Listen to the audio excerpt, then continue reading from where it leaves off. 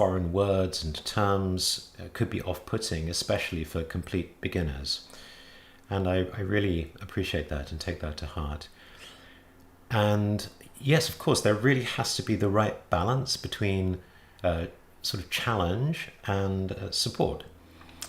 So I want to try and address that this week. And in particular, let me start straight away by offering you an outline. So this is what we're going to do this week. I'll give it to you full screen first, and then we can have it side by side with me. The topic is, what is the Buddhist approach to the path, and how is that different from what we usually do in our lives?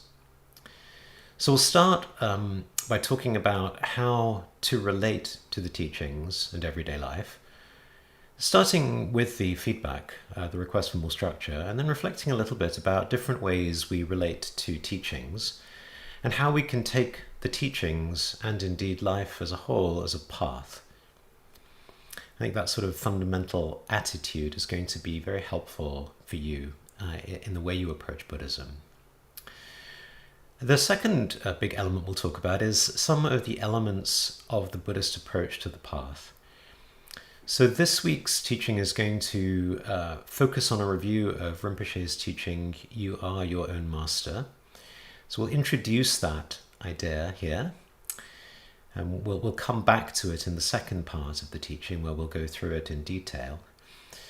And we'll then, after introducing it, talk about the Four Noble Truths and the Threefold training.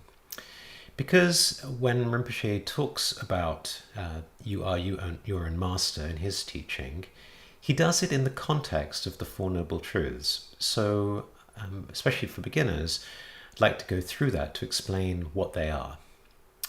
Also like to say a little bit about some of the different traditions in Buddhism in different countries around the world, and give you a brief overview of the three yanas, or the three vehicles of Buddhism.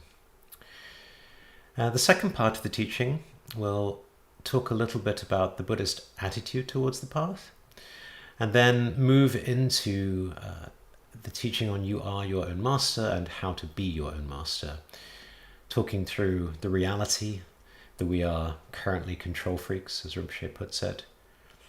The reason for that, the root cause, is because we have wrong views. We'll then talk about the goal.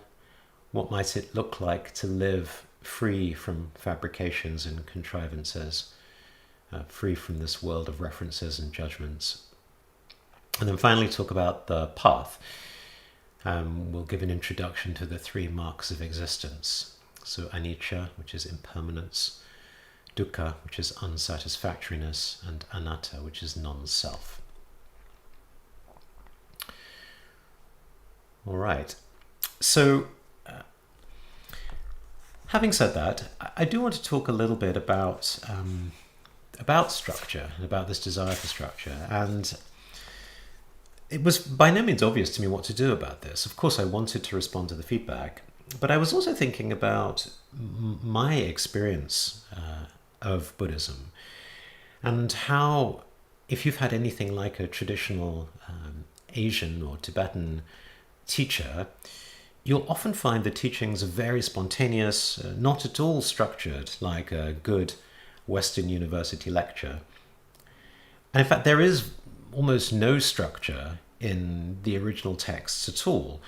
In Tibetan texts, for example, I mean, most of the structure is added by later commentators. So let me give you an example. Deciding how to approach this idea of structure was not a no-brainer for me, because I thought of the authentic experience that I had when I first learned Tibetan Buddhism, and the teachings really are given in a way that's without much structure.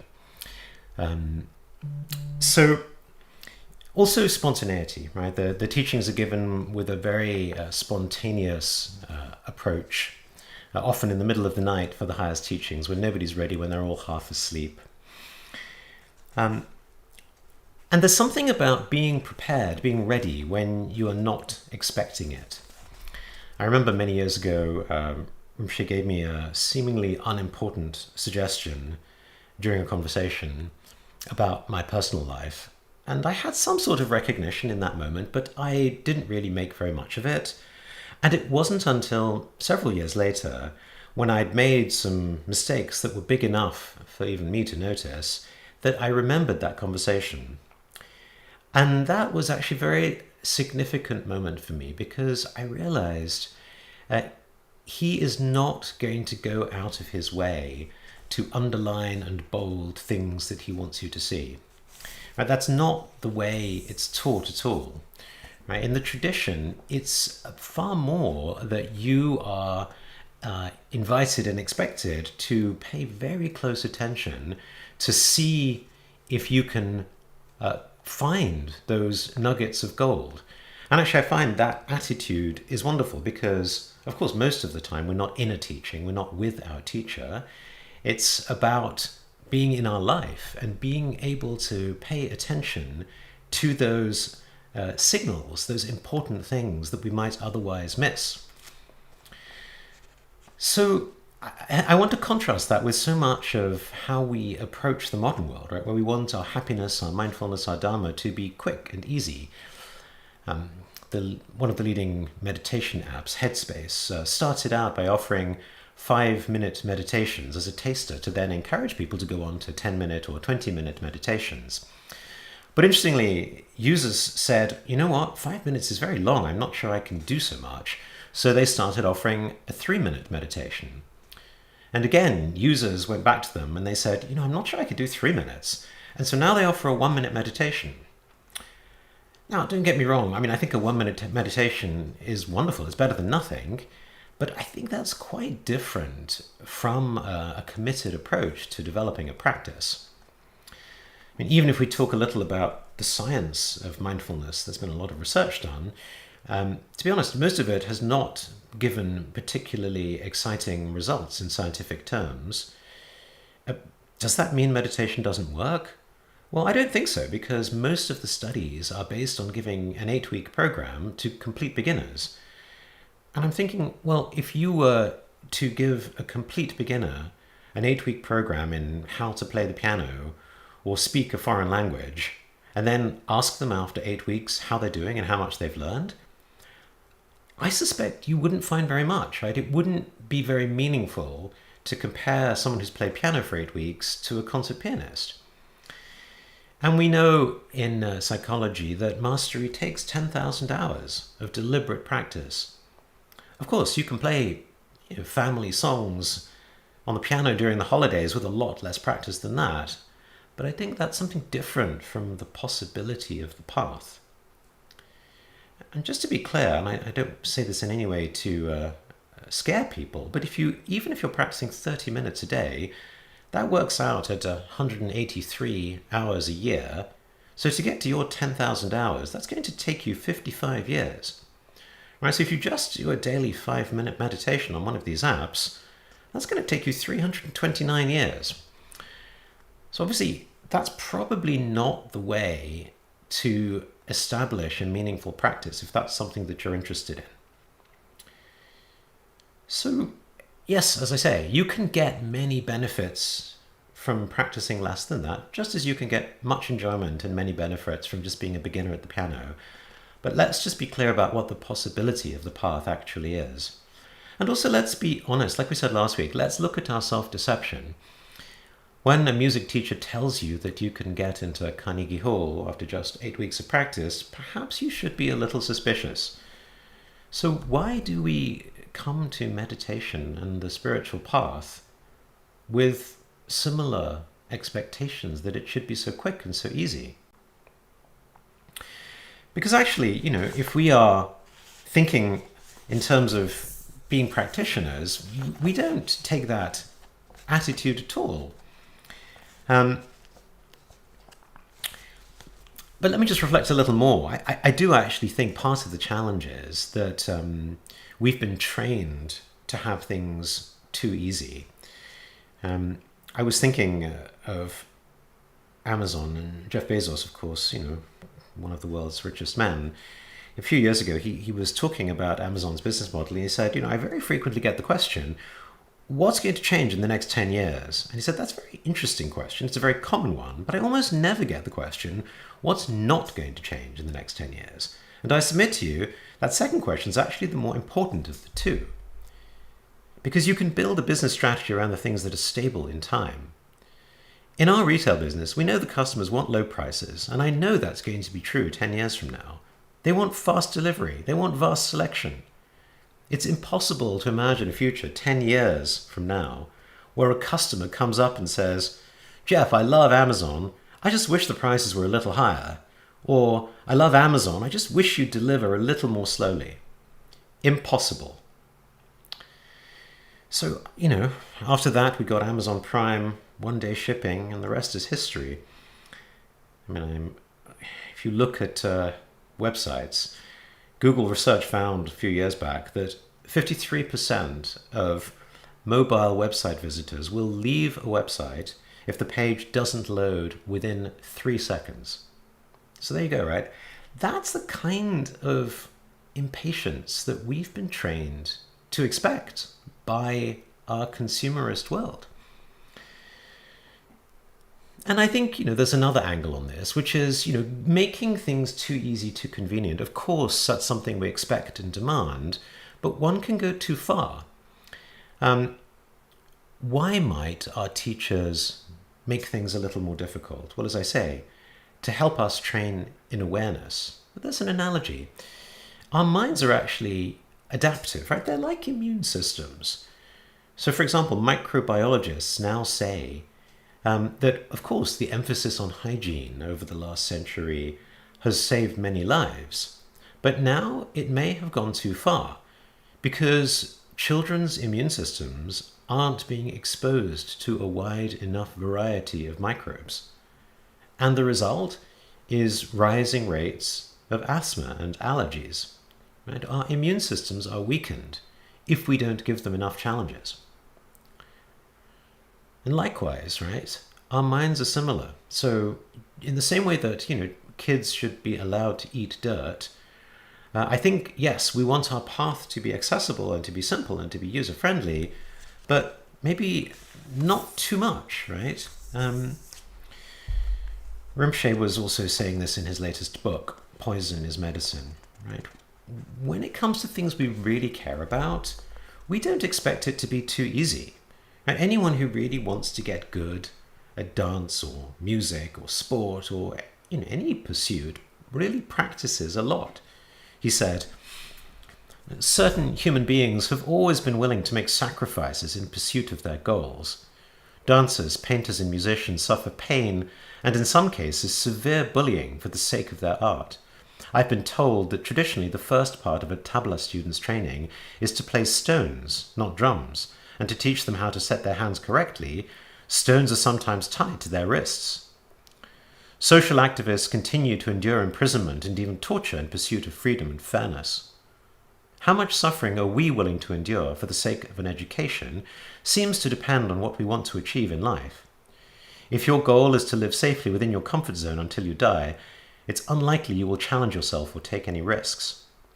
But if your overriding ambition is to become a professional ballerina, you won't be put off by bleeding feet.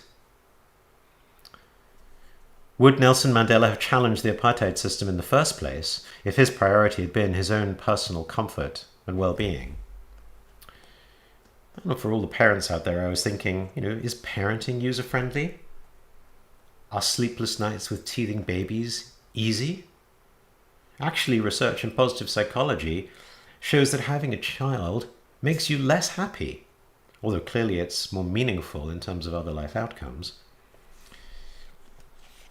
So if we're just optimizing happiness, ease, convenience, frankly, we'd probably all die out as a species, right? People wouldn't even have kids anymore. Another example, on this idea of path and practice, right? This mindset of what might it be like to be a practitioner. One of my favorite examples is sushi. So the tradition of itami, Well, sushi chefs in Japan, the word itami means literally in front of the board, referring to the cutting board where they cut the fish. It takes about 5 years working alongside Master Itamae until the apprentice is even allowed to prepare sushi rice. Just think about that for a moment. If you were told you want to become a great sushi chef, and for the first 5 years you weren't even allowed to cook the rice, how would you feel? You'd probably say, my goodness, this path is ridiculous, right? I want something quicker. I want something where I can see more progress. This is not for me. And even once they're allowed to cook the rice, the itamae has to, approve the consistency of the sushi rice, which is made daily by the apprentice, before they're then promoted to wakiita, which means near the cutting board. And now their duties expand to include daily preparation of fresh ingredients, preparing the blocks of fish, grating the ginger, maybe slicing vegetables. And eventually, this apprentice might be allowed to prepare sushi for clients and takeaway orders. And then after additional years, finally they might be appointed the itamae. If any of you, if you haven't seen the wonderful 2011 documentary Jiro Dreams of Sushi, really recommend it to you. It's about he was then 85-year-old sushi master and owner of Sukiyabashi Jiro, which was the first sushi restaurant in the world to receive 3 Michelin stars. I think that documentary really gives a great feeling of what the traditional attitude is to a path of mastery. Now, I want to continue on this theme, just talking a little bit about aspiration, because obviously to stay with that kind of path with all the difficulties that entails, the sort of seeming abuse at the beginning, you really have to want it. I remember many years ago I was with Rinpoche in Bhutan, and he was giving a public teaching, a blessing actually, and some 10,000 people came. And as he was looking at the crowd, and eventually as he walked through the crowd, he told me while we were there, he said, some of these people, many of these people have actually come here by donkey, right? They've come on foot. They put their provisions and their children on top of a donkey, and they've walked for 2 or 3 weeks just to get here. And for many of them, they have no real sense of what's going on. But for them, it's one of the most meaningful things they could do with their life. Just to be there, just to receive what he was offering. And I have to say, that really touched me, because I think my experience over the years has been that so many of us in the West really have this consumerist, spiritual supermarket kind of mentality where we, demand everything immediately, just like Amazon Prime, and get frustrated if it isn't that way. Another classic example is the tradition of being accepted to be a monk in a Zen temple. This actually, one of my good friends, Chris, he was a monk at Daitokuji temple in Kyoto. And this happened exactly this way to him. It's recalled in D.T. Suzuki's book, The Training of the Zen Buddhist Monk. He says, you go as a novice, you go to the temple, and one of the monk officials will come out to see you as a new applicant. You respectfully present your letter of introduction and a certificate from the master by whom you're ordained, but then you're politely and firmly refused acceptance. The plea is conventional these days. The zendo is too full, or the temple is too poor, and no more admittance is possible. But if you as a monk novice accept this quietly and just go and try another monastery, there will be no zendo where you can find entrance, for everywhere you will meet this form of refusal.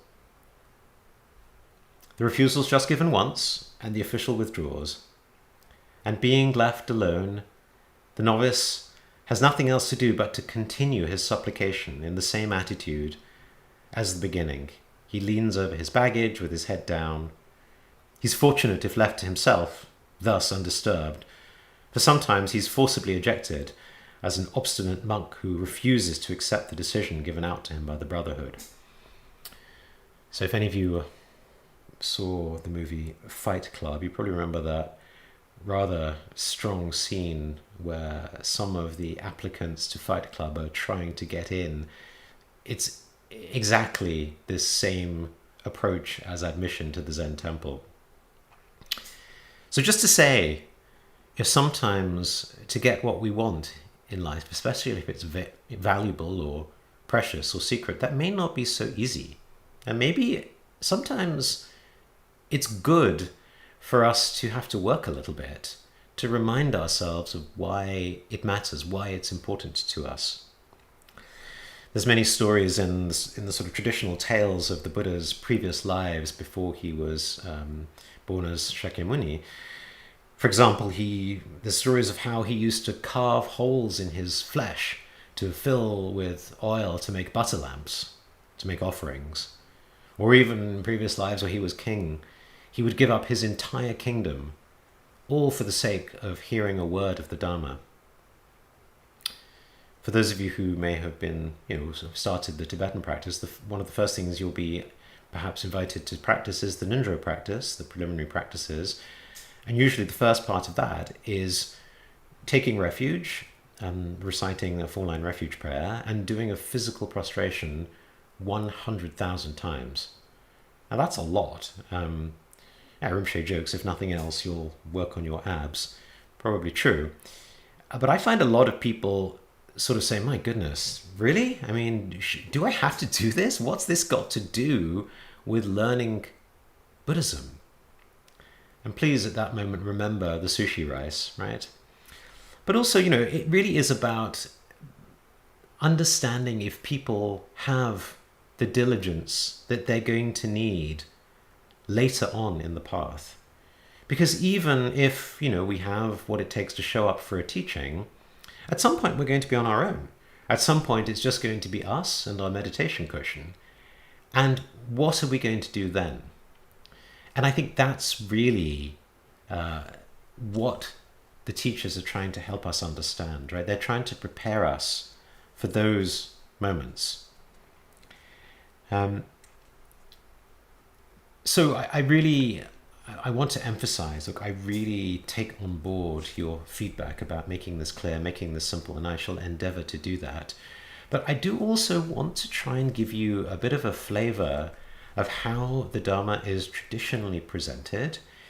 And to make the point, it's not some sort of punitive or sadistic use of power. Far from it. No, it's really to make you reflect on what it really is to take on any kind of practice of mastery. And to be honest, I mean, if you wanted to become a great chef or a great pianist or a great gymnast, or even a great doctor or a great lawyer or a great carpenter, right? I think there's this acknowledgement in our worldly lives that we're going to have to put in the time, the practice to do what it takes. I just want to encourage you to approach your study and practice of Buddhism with that same attitude. Now, likewise, if you wanted to climb Everest, right, go on a great adventure, you would have to invest in getting fit, getting the right equipment, bringing the right companions, planning the journey carefully. Yeah, so let's, I want to invite you to think of that. I think in coaching or even in education, we often talk about giving a person a fish as opposed to training them to learn to fish. And my aspiration here is not to give you a fish as much as to help you become good fishermen. As we said last week, there's so much out there in the world of Dharma. It's so complex, so many different teachings and teachers, that just giving you one more teaching, that alone is not the answer, right? It's, I think, more helpful to learn how to navigate, right? How to fish in these waters. How can I leave you more self-sufficient, more able to coach yourself when it comes to your Dharma practice? Yeah? When you're alone, how can you make the most of you being in front of the cushion.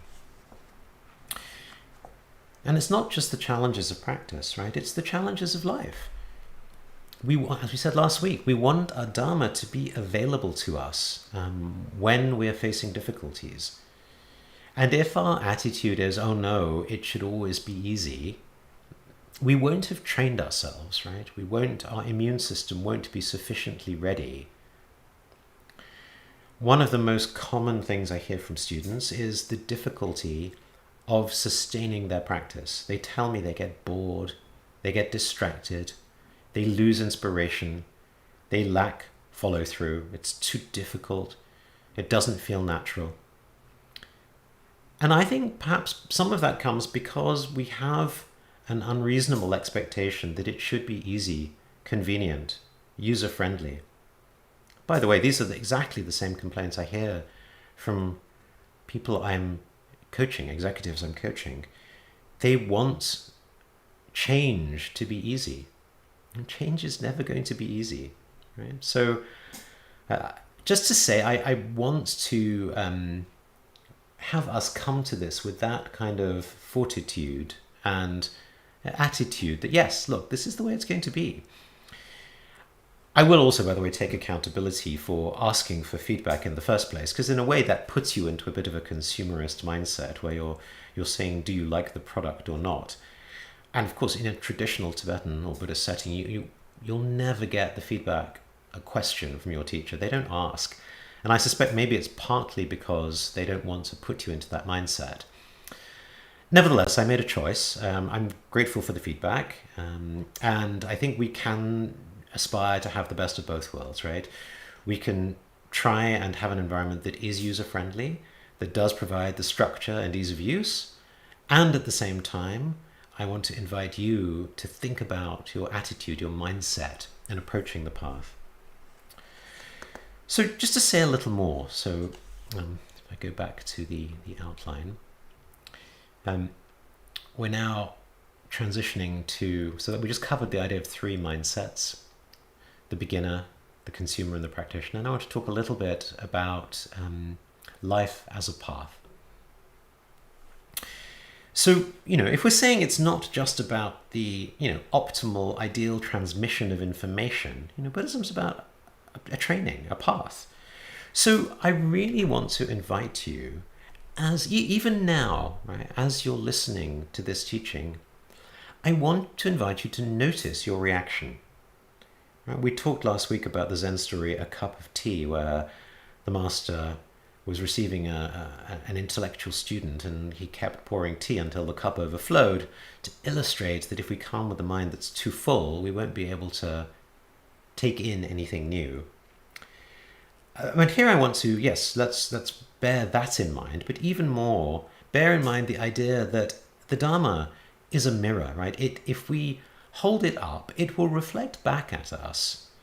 What is our state of mind? How are we feeling emotionally? What are our reactions? And allowing ourselves to notice that. Because, people, if you're getting frustrated with the teaching, of course, I admit, I'm sure partly that's due to my shortcomings as a teacher, but I also want to invite you to look at what you might be bringing to that. Because when I'm not here, when the teaching isn't happening, what does that leave you with, right? When you're sitting trying to read a difficult text and getting frustrated with it, or trying to do your prostrations and you've done 300 today already and your knees are aching and you're like, I've had enough, I don't want to do this. So especially in the Mahayana and the Vajrayana traditions, and I'll talk in a moment about what these different traditions are, it really is to use your life as a path, in the sense that if we cultivate awareness, every moment can be a teaching moment. Yeah? Really using Dharma as a mirror that way. Whether or not there are words of Dharma present, whether or not you're sitting on a meditation cushion, right? You could be sitting in your car in the middle of traffic and just noticing your frustration. You could be walking through the woods and noticing a leaf falling. That might bring to mind thoughts of impermanence. You could be standing in line in the grocery store and just noticing how some people attract you and other people repel you. Right? looking at headlines in the newspaper or things in your Facebook or Instagram feed. All right, well, we'll come back to this when we talk more about vipassana and mindfulness. So yeah, really I want to encourage you to take that attitude.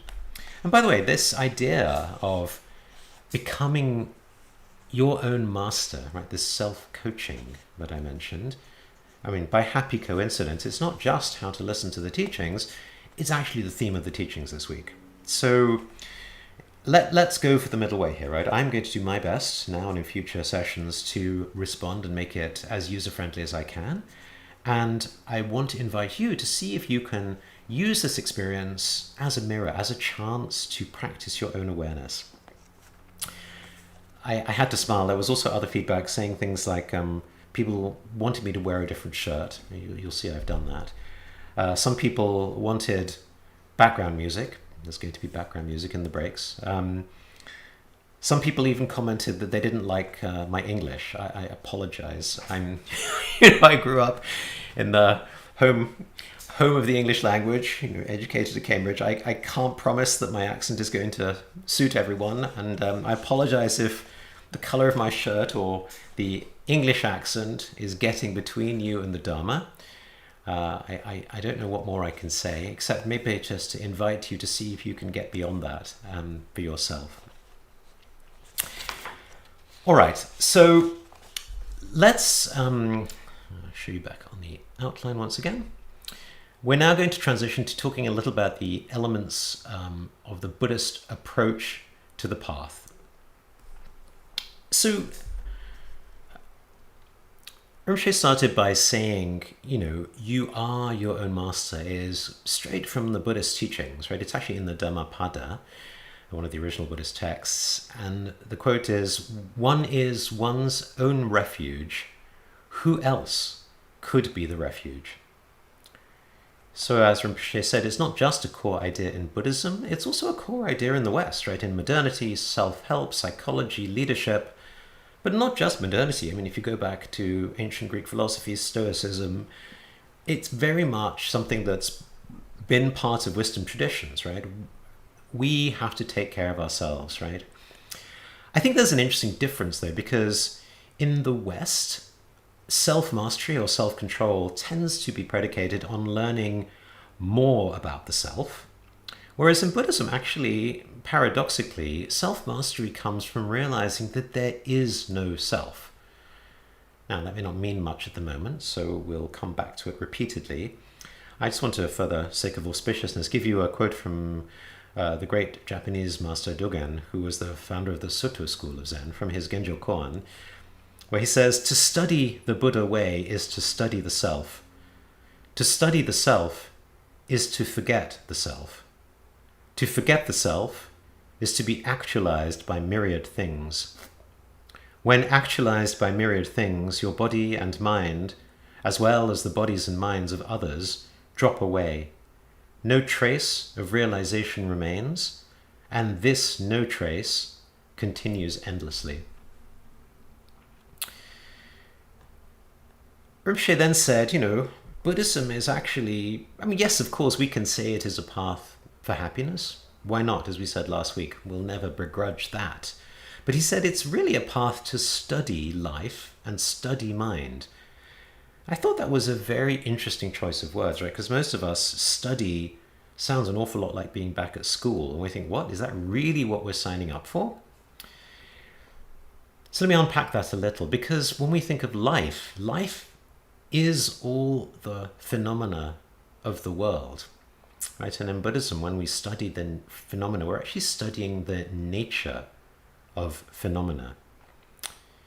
And when you study life, which is the objects, or whether you study mind, the subject, which is observing these objects, you'll end up at a place of studying both subject and object.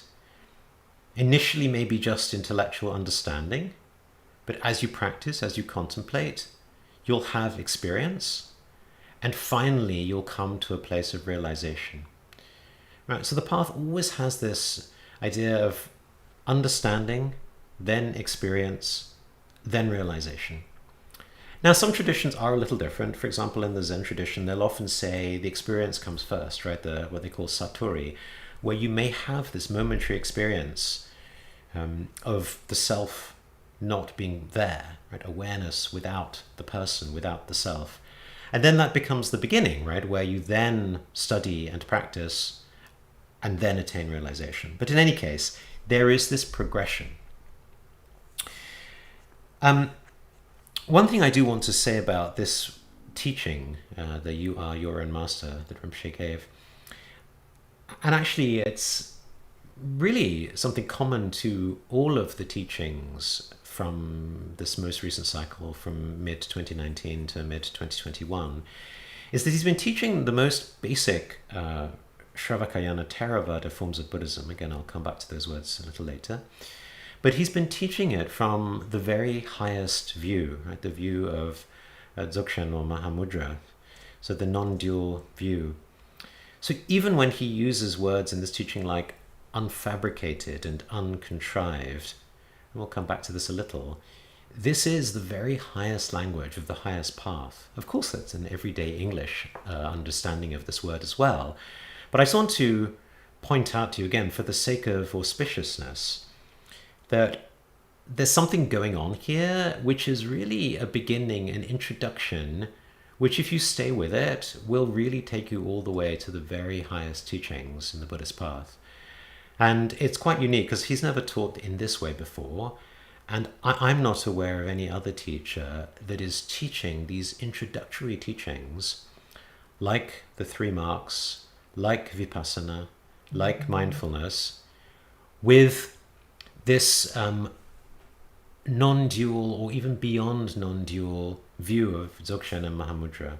It's really quite special. So just to say that, and just to sort of give some praise, I mean, which is again also traditional, we should always praise the teachings that we are engaged in. But in this case, I really want to emphasize that because I think it's a very unique experience which you won't find elsewhere.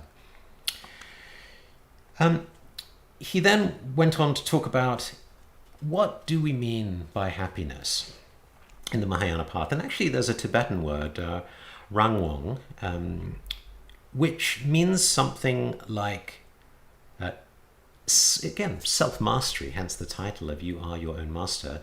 But as he said, it comes down to, as Shantideva, the great Mahayana Buddhist master, wrote, whether or not we're independent, right? This notion of when we are under control of others or under control of circumstances, we're not generally happy, right? When we're not autonomous. Very much something we would agree with findings from psychology, from leadership, all these things, right? So this, I say, very, very consistent. Another quote Rinpoche gave is from the Dhammapada, again. You should do your own work, for the Tathagatas only teach the way, right? Tathagatas is a word for the Buddhas. So again, you are your own master, right? The path will be given to you, it will be offered freely, but whether or not you get anything out of it is up to you. It's a little bit like saying your parents could buy you a piano, but as a child, whether or not you become a great pianist, it's got nothing to do with the absence or presence of the piano. It's what you choose to do with it, right? It's very much that same attitude in the Buddhist path. Okay, back to the outline. So just want to touch on the Four Noble Truths and the Threefold training. So 2b in the outline. As I mentioned, in this teaching, Rinpoche is going to follow the structure of the Four Noble Truths. So I just want to talk a little bit about those. They were actually the Buddha's first ever teaching after his enlightenment at Bodh Gaya, given at a place called Deer Park in Sarnath, which is about 10 kilometers northeast of present-day Varanasi. And it really follows a very contemporary structure. So these 4 truths, let me give them in contemporary words. The first truth is all around reality, right? Becoming aware of your current reality. What are the current outcomes in your life? What are the results that your current approach, your current behaviors are producing? So that's the first truth, and we'll talk about that in a moment. The second truth is asking why. Right? In the West, we'd call it a root cause analysis, right?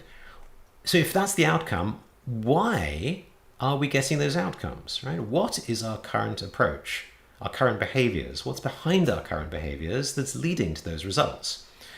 Now, if we're looking at human change, that typically involves looking at not just the behaviors behind the results, but the mindsets behind the behaviors, right? What is it about the way we're approaching a situation? What are our assumptions? What are our habits of thought and action?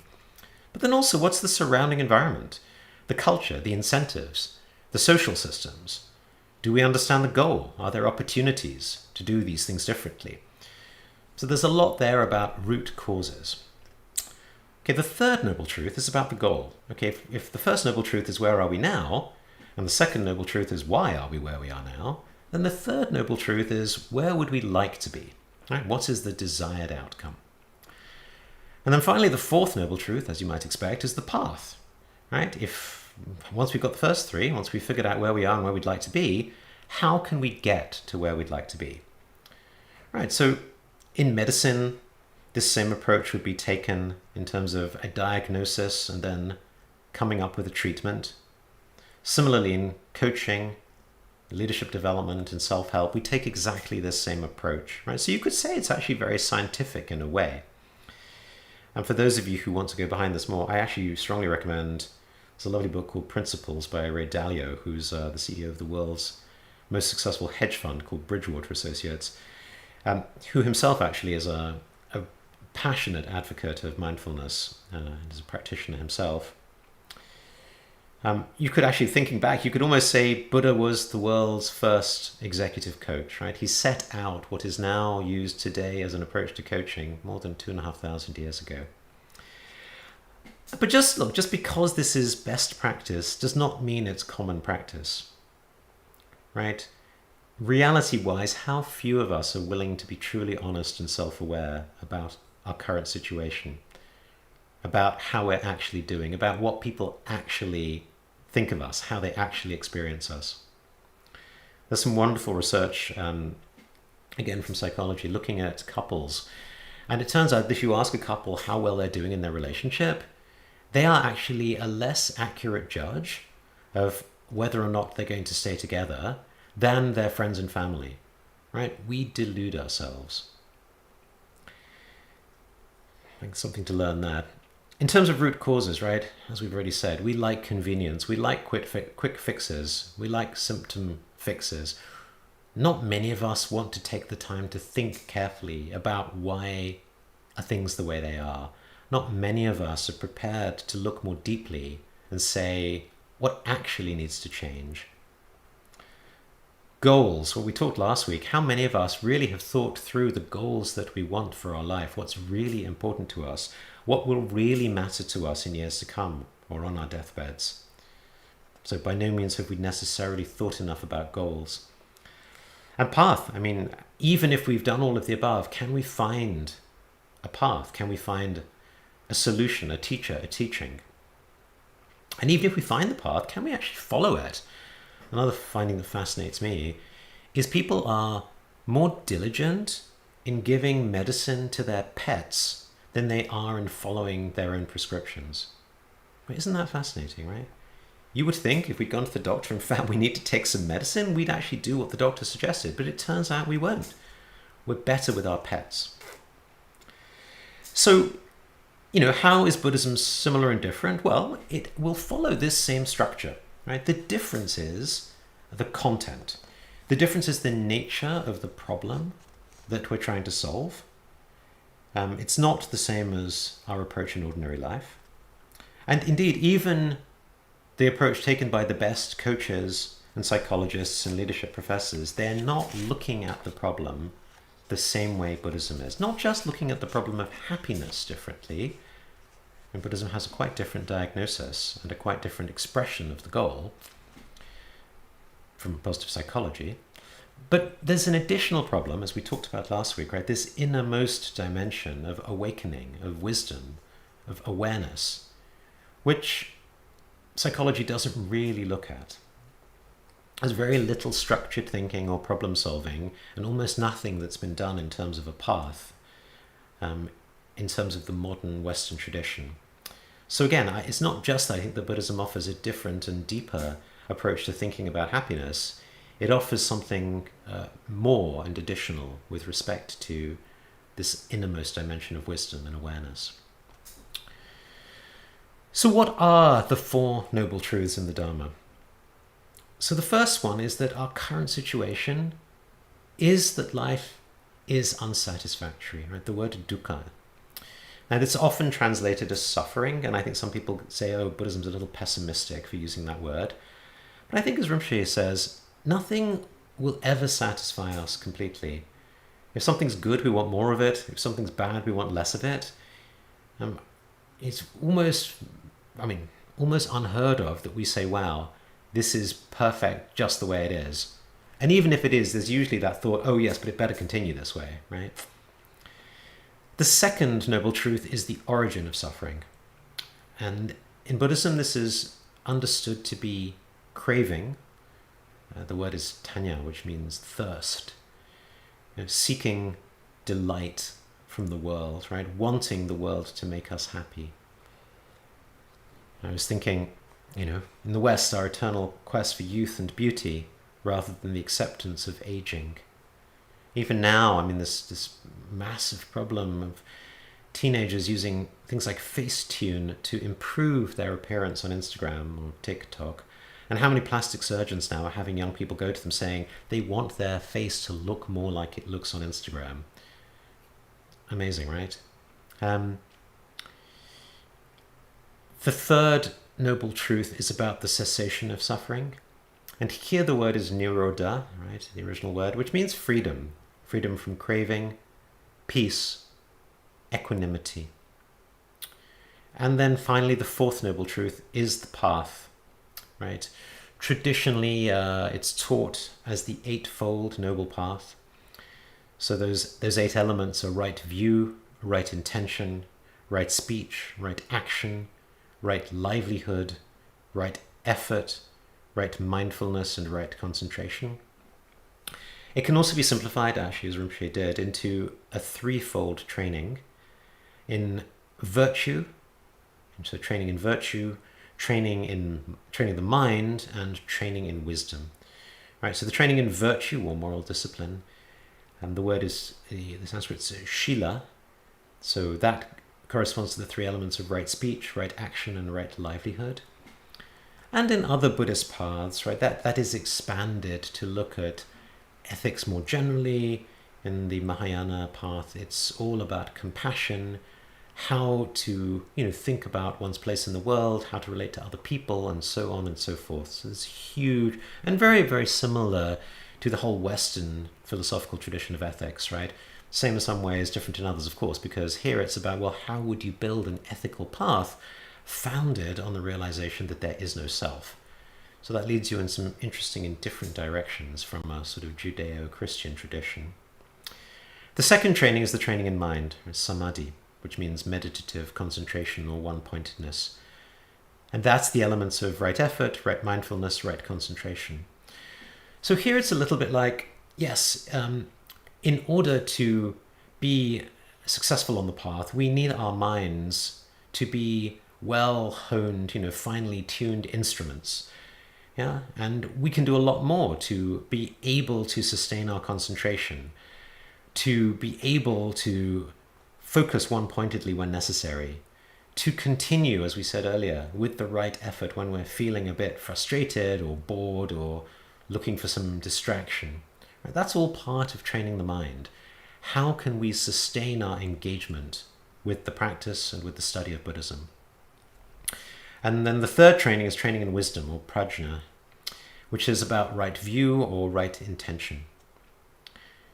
And we'll talk a lot about that in these weeks, partly because, as Rinpoche said here, and he says in pretty much all the teachings he's given during this period, the most important of these 3 trainings, out of training in virtue, or training the mind, or training in wisdom, the most important is training in wisdom. Right, so we'll talk a lot more about what that means.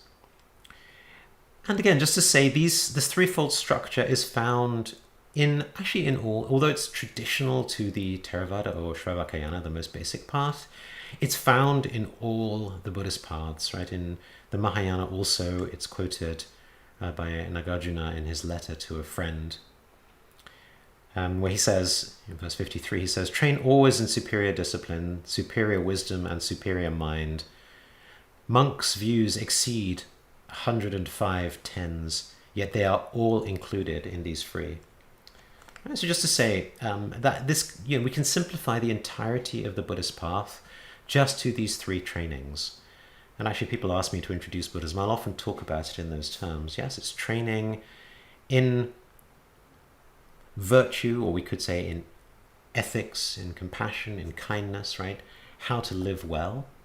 It's training our minds, and it's training in wisdom. And just, again, we'll talk about this more as well, but just to notice, there is a very strong distinction made between mind and wisdom. And I think for some of us that might be, oh, that's surprising, because often we think of mind and wisdom as being sort of the same thing, but in Buddhism they're quite different, and we'll talk more about that. Okay, so given the time, I'm going to take a 10-minute break. I'll just put the outline back up. So you'll see I didn't quite time it perfectly. We're not quite at the end of part one, so I'll finish that after the break. But right now, I will give you 10 minutes break, and we'll start at 5 minutes after the hour. So I'll see you back then.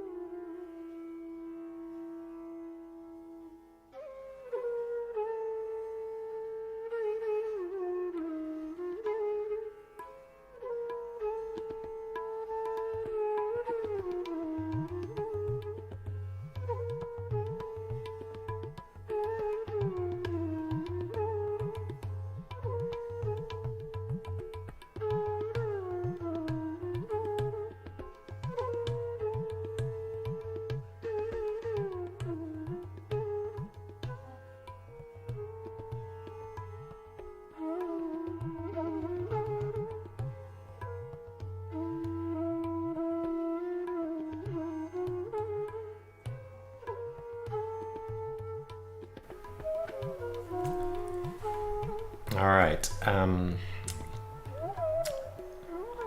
off the music. So welcome back. Actually, just want to remind you, we are going to be doing questions and answers starting in an hour from now. If any of you do have questions you'd like to ask, the link to the Google form with the questions is on the program introduction page. Yeah, so please use that if you have any questions, and I will answer the questions put in the link. Also, for some of you in the feedback about the sort of complexity, the structure, and so forth, were asking, is there some way we could have almost like another 2-hour session, sort of almost like a prelude to this 8-week course, something which is really the most basic of the basics? I think that's quite an interesting idea. So one other thing I'm going to ask at the end when I ask you all for feedback is if you have any suggestions about what we might do for people who really are very new. Would something like that be useful? Do you have other requests or suggestions? Please let me know, because as I mentioned, I really do want this to be engaging and inspiring and useful for people. So yeah, let's come together and think of what that might look like. Okay, so before the break, I was saying that Buddhism has different traditions, but also that Buddhism is different from psychology. So I want to just talk a little bit about this idea of going deeper, right? Problem solving at different levels. And I said it can be difference in the problem definition, difference in the goal, but even in the Western tradition of problem solving, there's something called the 5 whys, right? Which was originally a technique used to explore cause and effect relationships in problems. It was developed by Sakichi Toyoda in the Toyota Motor Corporation, and is now widely used today in lean manufacturing, Six Sigma, and so forth. And the idea of 5 whys, well, it's sort of anecdotal, but the idea is you keep asking why till you reach the root cause. In other words, till you find the thing that when you eliminate whatever that root cause is, that will stop the problem occurring. So an example they give, imagine your car doesn't start. So you ask why. Okay, it turns out the battery's dead. And so at that point you might think, well, maybe I should just replace the battery, right? But then you ask, well, why is the battery dead? And it turns out your alternator's not functioning. And you're like, oh, that's interesting. So you ask why again. It's like, well, the alternator belt has broken. And then you're like, well, why is that? So it's the 4th why now. Well, the alternator belt was well beyond its useful service life, and it hadn't been replaced. So well, why was that? 5th why. Well, because the vehicle was not maintained according to the recommended service schedule. Right, so this is now the root cause. And if we understand the root cause, we'll be solving the right problem, right? So just this is an analogy, right? The point is, if your car has a dead battery and all you do is change the battery, but you're not looking at all the reasons why the battery is dead, you're just going to end up with another dead battery sooner or later, right? And I think this is, from a Buddhist perspective, what would mark the biggest difference between a Buddhist path and a standard psychological path, is that Buddhism really wants to go to the very root cause of asking, why is our experience of life the way it is? And if we really want to change it, what do we do? Right? So I think it's quite different from thinking about, how does the mind function, which is something that psychology does. It's really asking more deeply, how can we deal with the root cause, which is our experience of suffering and what that comes from? So let me talk briefly about the different paths within Buddhism. The word is, the Sanskrit word is yana, right? Which actually means vehicle. It's from a Proto-Indo-European word, ye, which means to go. So the oldest of the Buddhist traditions or schools, so there's 3, right? The oldest is called the Theravada or the Shravakayana. Theravada means like the way of the elders. In early Buddhism, there was sort of a split into 18 different schools, and the Theravada is the only one of those 18 schools that has survived to the present day. It's sometimes called the Shravakayana as well. Shravaka is a word that means a hearer and a listener. So it's a word that talks about the original practitioners and students of the Buddha, who were called Shravakas. As Buddhist traditions go, it's the oldest. It probably considers itself more orthodox. It tends to be more conservative in its doctrine and discipline. It's based on the Pali Canon, which was preserved orally after the Buddha's death and wasn't written down until 450 years after his death. I know from modern mind that might be, well, why on earth would we believe any of it's still true? I think you have to understand, in the ancient world, the oral tradition was such that people had the ability to memorize and recite and pass on teachings quite unlike what we can today. We just don't train that anymore. The aspiration in this path is to become an arhat, right? Somebody who, so it's a foe destroyer, literally, who has destroyed the foe, right? The enemy that is craving and clinging, ego, right? The root of our suffering. The path traditionally says, once you have come to this place of being a stream enterer, it's a particular level of practice, you can reach your arhathood in no more than 7 lifetimes. Of course, this brings up a whole other set of questions about rebirth and multiple lifetimes and so forth. We can go into that separately if you like. This kind of Buddhism is prevalent today in Sri Lanka, in Burma, Myanmar as it's called, Laos, in Thailand, Cambodia, and actually it's become quite popular in the West. It's very much part of American Buddhism, in the sense of, Jack Kornfield, Sharon Salzberg, Joseph Goldstein, all of whom have a Theravada background or, Thai forest tradition, Goenka Vipassana, although Goldstein was also a student of the Tibetan teacher Trungpa Rinpoche. But nevertheless, they are really basing their approach to teaching Buddhism in America on this very ancient set of, Theravada teachings that really emphasize simplicity, more renunciation oriented, very much emphasis on mindfulness and so forth. Okay, the second vehicle or yana is called the Mahayana, which basically means the greater vehicle, which is the one that focuses on the Bodhisattva path, right? We'll talk about that perhaps as well. This vehicle considers the Mahayana sutras authoritative in addition to the other Pali Canon sutras. Now, this is already quite controversial because these Mahayana sutras weren't written down until the 1st to 2nd centuries CE, right? So notably, they include all the Prajna Paramita sutras, the oldest of which was about a century BCE. But just to say, a lot of the Theravada, the very hardcore Theravada Buddhists would say even Mahayana isn't really Buddhism, right? It's based on sutras that aren't original. And so they question a lot of that. I mean, I don't want to particularly get into that now, but, I think it's worth understanding why they say that, and also why a Mahayana Buddhist response would say, well, that's not necessarily the truth. I mean, the best I could give as an analogy would be something like saying, in medieval science, there was a whole science of alchemy, and you could say it was the original first teaching on chemistry, which in many ways it was. I mean, even famous, great scientists like Newton was an alchemist on the side. But, in terms of modern chemistry, I don't think we would get overly excited by wanting to go back to, the true original alchemy. I think we'd be satisfied that maybe there were reasons that people have built upon those earlier teachings.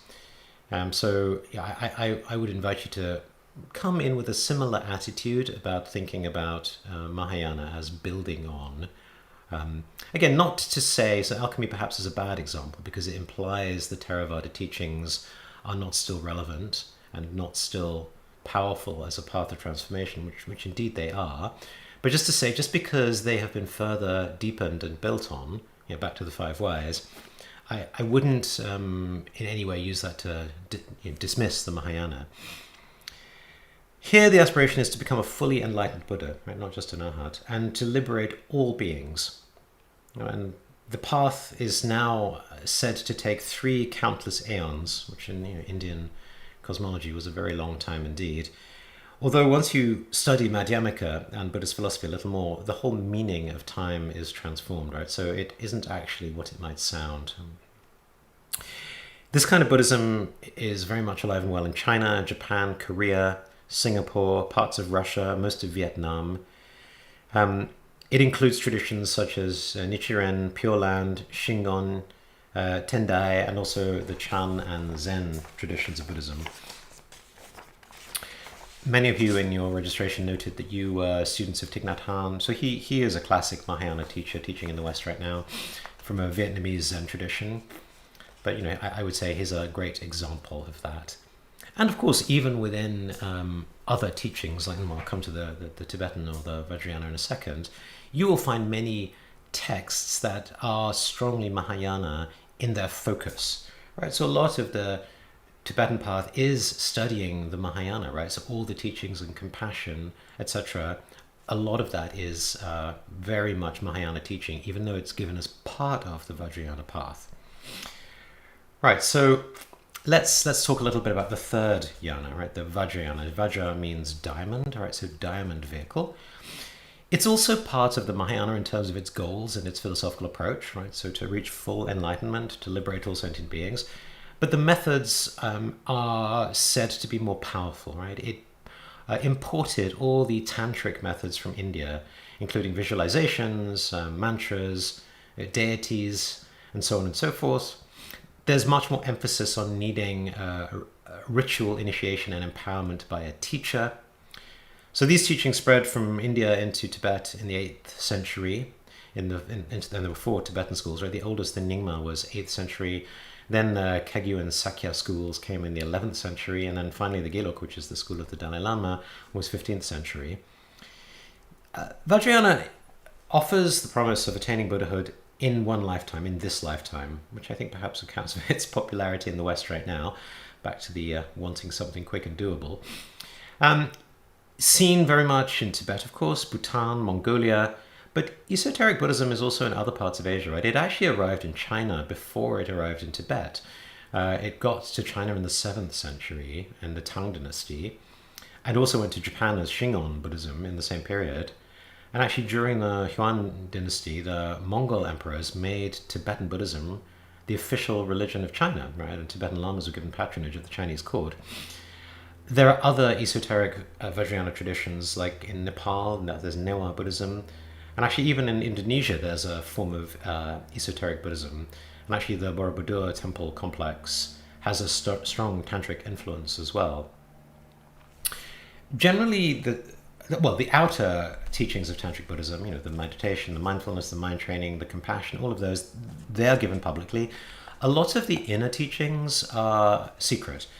And as Rinpoche explains in his book, and indeed in the teaching, which is on the website, Poison is Medicine, this is not, yes, they can be misused, of course, and indeed, but I think another important reason is that they can be misunderstood, right? If you're not given an appropriate introduction, you can think that you're doing these super advanced practices, but bear in mind, you're working with the nature of your mind. And unless you know what you're doing, it's very easy to miss what's going on inside your mind and your awareness, right? So without the proper training, you might think you're practicing these extremely high Tibetan teachings and instead just be indulging in some kind of daydreaming or some kind of spacing out, right? So part of the reason that traditionally the teachings were secret, and ideally still are, is to protect the practitioner, right? So you don't end up wasting your life doing something which is essentially not going to help. It's a challenge because nowadays you can buy even the most secret text on Amazon, right? And it is unfortunate because if I think it's read by somebody without the proper context, the proper introduction, you might intellectually think you understand it, but in fact you might completely miss it. And that's very tragic because if you do eventually meet a Tibetan teacher, back to the cup of tea, your cup of tea will be filled and you might already think, oh, I already know all about this. I've read 3 books on Dzogchen and Mahamudra already. I bought the books, I read them. But that intellectual understanding, even if it were to be correct, is probably going to mean you're missing something. Of course, this vehicle of Vajrayana includes the Tibetan teachers in the West, the Shambhala tradition of Chögyam Trungpa Rinpoche. Some of you said you're students of Pema Chodron. I mean, she is, of course, an ex-former student of Chögyam Trungpa Rinpoche herself. I will say of all the traditions, it's also the most misunderstood, not least, I think, because in the West, the word tantra and tantric seems to be, point people towards ideas of exotic sexuality, which it's not really what it's about. I regret to inform you. So, I think it's a shame, because really these teachings are very profound, and as a way of understanding and realizing non-duality, there are some extremely powerful methods. So maybe we can talk more about that. As I mentioned already, I think one thing you'll see in this program, this 8 weeks, and the teaching cycle that Rinpoche gave, it's really a Theravada curriculum, right? We're talking about the 3 marks, we're talking about vipassana, we're talking about, what does wisdom mean? But we're doing it from the very highest Buddhist perspective. So although, it might seem introductory, and it hopefully will be, as I said already, it's going to be something that can take you all the way. I want to say a little more about a Buddhist attitude, right? Kind of 4 things I think that, what does it mean to really approach life, approach the world as a Buddhist? One is already that we've talked about this idea of choice or accountability, this idea that you are your own master. So we talked last week, don't be led by authority, like the Buddha's teaching to the Kalamas. And I think this idea of accountability is very much part of the modern West as well. Right? You look at modern leadership or self-help, look at Stephen Covey's book, 7 Habits, the best-selling leadership book of all time. He starts by talking about personal accountability. Right? We have to start there. And it's the same in Buddhism. And actually, once you start to take accountability, you become more curious about why your life is the way it is. You stop blaming circumstances, you stop blaming other people, and you start to look inside. You start to look at the root causes. Right? You actually naturally start to follow the path of the Four Noble Truths, right? That path of investigation. But also you become more curious about the impact of your actions on others, on the world, right? You start to become more compassionate, more empathetic, more thoughtful. And just because you're starting to realize, you're not an island. You do interact with the world. Your actions, your thoughts, your words, they do have an influence on others. Okay, the second principle, Rinpoche touches on this in this teaching also, is rather than covering the world with leather, you cover your own feet with leather. So here are the quotes again from Shantideva in the Bodhicharyavatara. He says, "To cover all the earth with sheets of leather, where could such amounts of skin be found? But with the leather soles of just my shoes, it is as though I cover all the earth." It's similar but different in terms of, famous quote from Confucius, very much part of the Chinese tradition. To put the world in order, we must first put the nation in order. To put the nation in order, we must first put the family in order. To put the family in order, we must first cultivate our personal life. We must first set our hearts right. So this is from The Great Learning, which is the 42nd chapter of the Li Ji, the classic of rites. Again, this comes up in contemporary leadership. Even go on a plane, put on your own oxygen mask first. I say this for there's 2 different ways we can think about this. Firstly, just really taking accountability for our own emotions, our own experiences, our own narratives. And rather than trying to change the world, try and cover our own feet, right? Try and change ourselves. So a version of what we said at the very beginning about how to relate to the teachings.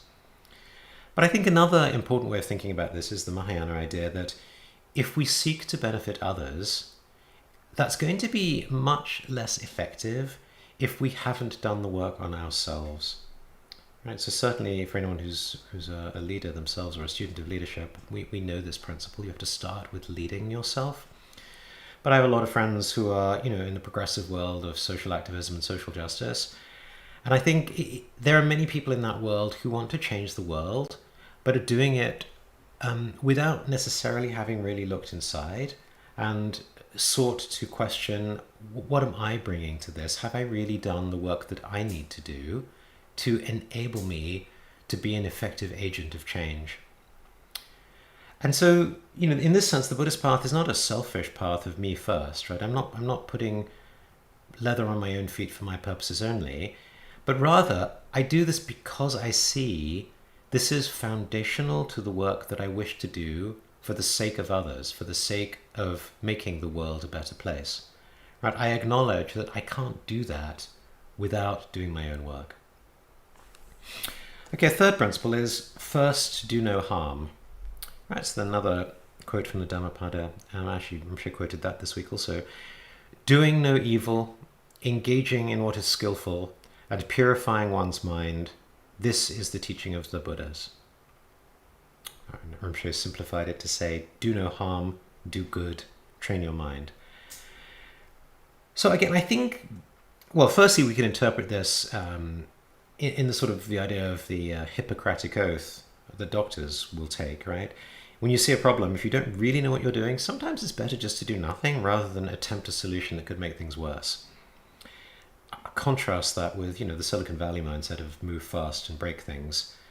And I think many people have, already said after, Mark Zuckerberg said that was Facebook's philosophy. It's interesting, maybe we've ended up breaking US politics. Was that really a good outcome? We can think about that. But it does come back also to the teachings themselves.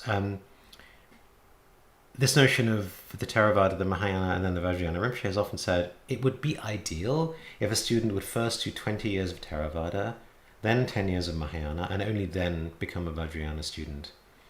Right, this idea of really putting in place a foundation so that we can truly first learn to do no harm, and then learn to do good, and only then learn to really try and transform our mind. The trouble is everyone wants the best, the most advanced, the highest. Reminds me of living here in Vancouver. I don't think you'll find any other place in the world where you'll see so many Lamborghinis with N plates for new drivers. Right? There's this whole idea of people want the best even if they're not necessarily ready for it. But I think it's also important, even in everyday stuff like looking at marriage, right? There's John Gottman, the famous marriage expert, who's famous for being able to predict a divorce with greater than 90% accuracy after only spending 15 minutes with a couple.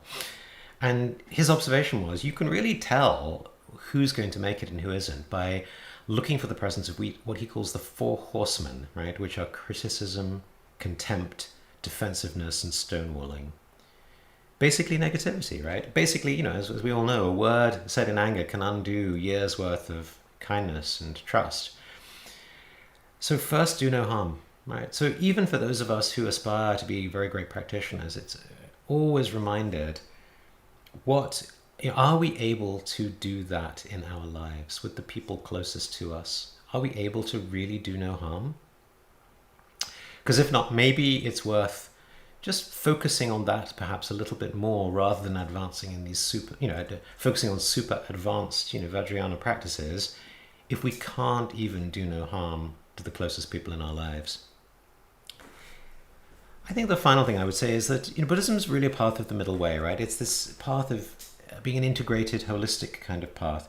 So like these three trainings we've talked about already, right? The training in wisdom, the training in mind training, and the training in discipline or ethics or compassion and kindness, they're all necessary. They're all mutually reinforcing, right? So it's not a sort of pick and choose kind of path, right? It's not like you might say, oh, I fancy being like an intellectual. Well, yeah, you can study Buddhism, you can get a PhD. That's not really what it is to be a practitioner, right? And while of course it's wonderful to practice mindfulness and to practice kindness, that alone, without, as Rinpoche keeps saying, without wanting to understand and practice wisdom, that's really not engaging in the fullness of the Buddhist path either. Okay, so back to our outline. So that finishes the Buddhist attitude, so 2D. Now coming on to section 3. You are your own master. So let's talk through that. And remember, the way Rinpoche taught it was corresponding to the structure of the Four Noble Truths. So he started by saying, yes, what's the problem? Well, the problem is we're control freaks. Right? We love, we say the answer is to live with freedom, with peace, with happiness, but actually we all want to control the world. And he contrasts that with the Buddhist approach of controlling your own mind, right? Covering your own feet with leather. But he says we have no plan to control ourselves. We only want to control others. And not just other people. We want to control the weather, the market, our car, our laptop, our garden, our kitchen, our laundry. And he actually said, in the word control freak, in English, the word freak has an element of deformation, right? There's some kind of personality disorder. So as he said, becoming a control freak, we develop a personality disorder. We lose our fundamental kindness. We become too busy trying to control the world. We no longer have empathy, no wish to benefit others. We become narcissists, we become entitled. We lose the bird's eye view of life. So, he talks a little bit about, live and let live, which is quite nice. Or do your own thing. I looked up in the dictionary. So Cambridge Dictionary says, live and let live means to accept things as they are and not try to change them. Merriam-Webster says, it's used to say that a person should live as he or she chooses and let others do the same. So I guess we could say it's about acceptance, right? Acceptance of other people, acceptance of the world, acceptance of ourselves. But as Rinpoche says, we might know this, but we don't do it. Right? And of course, if you're a control freak, you're always going to be unhappy because the other people and the world at large, maybe you can get them to do what you want for a little bit, but ultimately the world cannot be controlled, right? Other people cannot be controlled. I do also think this is part of, the technocratic modern world where we think there's a technical fix for everything. But, as we know, climate now is out of our control. Even with COVID, I think we're learning that things are not so easy as it might seem, especially if it turns out that COVID was indeed an escape from a lab. I'm reminded of the movie Jurassic Park, where there's a scene where the scientist, Ian Malcolm in the movie, talks to the CEO of the park, John Hammond, and they're having a conversation asking, well, is it possible for dinosaurs to breed in the wild? And the CEO, John, says to him, well, no, we've specially genetically engineered them, so they're all female, right? And only females, then clearly they can't breed. And Malcolm, as you may remember in the movie, he kind of looks and shrugs and says, life finds a way. It's a quote I very much love, right? Life finds a way.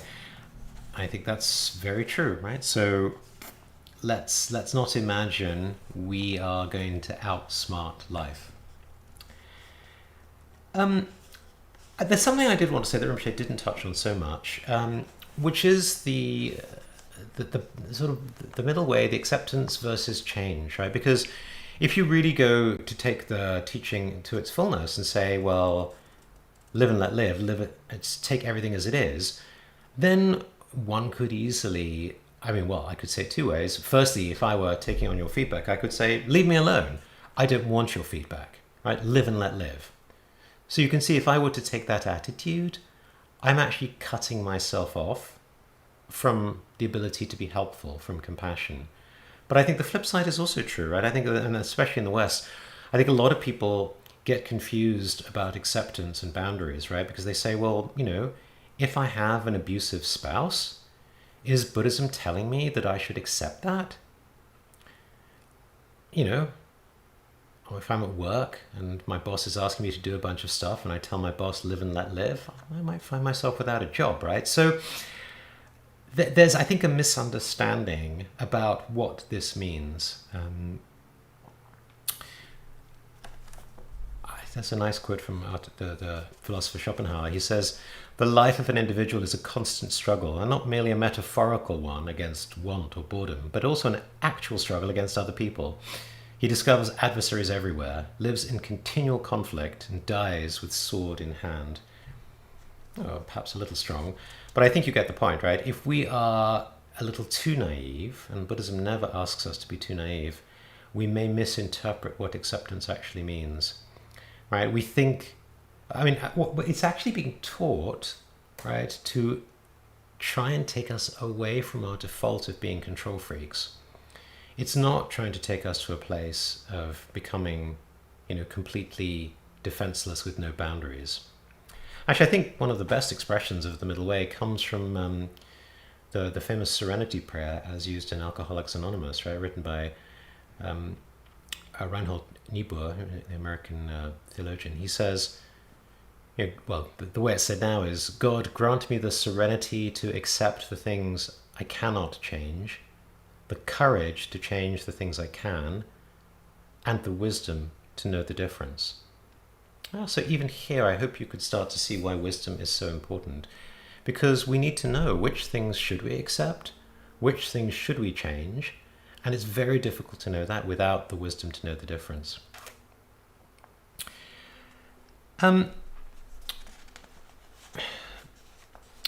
There's a very sort of sad story actually about a guy called Professor George Price, who was quite a famous American population geneticist who then went to teach in London.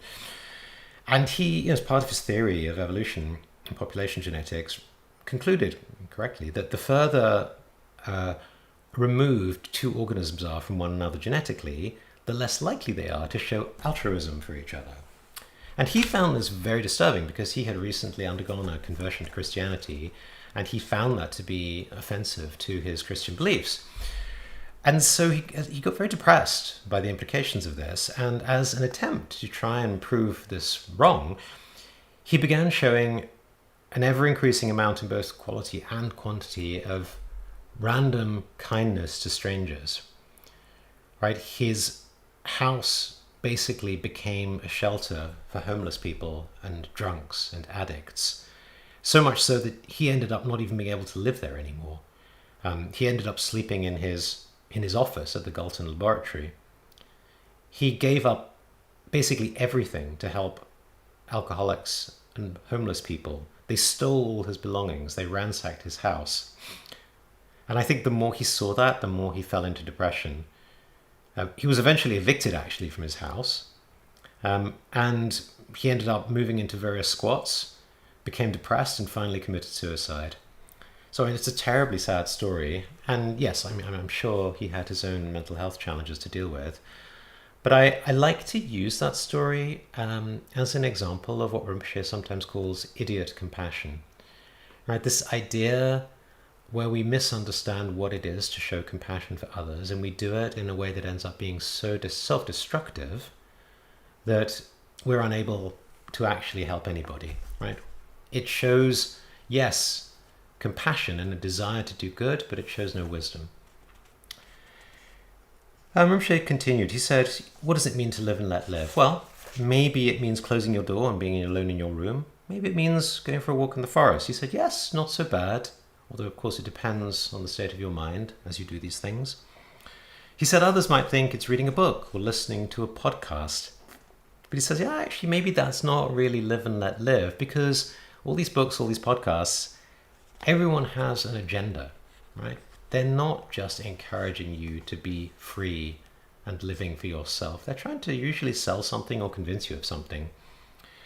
So, in the spirit of sort of reflections we started last week, I would invite you to think again after this teaching, how do we let the world influence us, right? How are you influenced by other people, by media? Or indeed, how much are you seeking to influence and control other people in your life or in the world? Okay, Rinpoche then briefly touched on what it might mean to be to live this live and let live, right? To be free of this control freak. And he said, really, it looks like being free from all fabrications or influences, the contrived world of references and judgments. As we talked last week, this is a bit of an unlearning again, right? Although if we look in the Madhyamaka teachings, the teachings on the middle way, we distinguish between the world of ideas, right, and actually balancing, finding a middle way, unlearning or countering some of our extremes. That's the sort of relative level of unlearning. But then there's a more ultimate level, which is really going beyond any point of view, right? Going beyond any identification with a narrative, with a philosophy, with a view. And here Rinpoche talked at the relative level. He said, look, if you read a New York Times, perhaps you should also read the Pyongyang Times. Although I suppose one might also say perhaps you should watch, Fox News or One American News Network. We're conditioned to prefer one over the other. And so really becoming free means freeing ourselves from this kind of conditioning and fabrication. And I like the example, right? Because our political leanings, our preferred newspapers, it's a very easy way to see the ways in which we're not free, right? The ways in which we prefer something strongly over something else. Okay, so back to the outline. So that was talking a little bit about where are we, right? The reality. Now to touch on the root cause. So we're control freaks. Why are we control freaks? Well, because we have no real picture, as Rinpoche put it, of life, right? We have the wrong view. We're delusional. We'll talk a lot more about view and what that actually means in future weeks. So for now, let me just use the word kind of mindset, set of assumptions. It's a little bit like imagining you're seeing the world through a set of colored sunglasses, right? What is the color of your sunglasses? That's kind of the equivalent of view, right? It's all the sets of references and narratives and assumptions, beliefs, which you've learned from your upbringing, your family, your education, the whole life you've lived up to this point. But in particular, there are some views that are really causing the problem, right? So some of the ones Rinpoche mentioned, he said, we look at things that are not 100% satisfying, but we think they are happiness. We look at things that are just passing and temporary, but we think they're going to last forever. We look at things that are made up of parts, but we think they're wholes.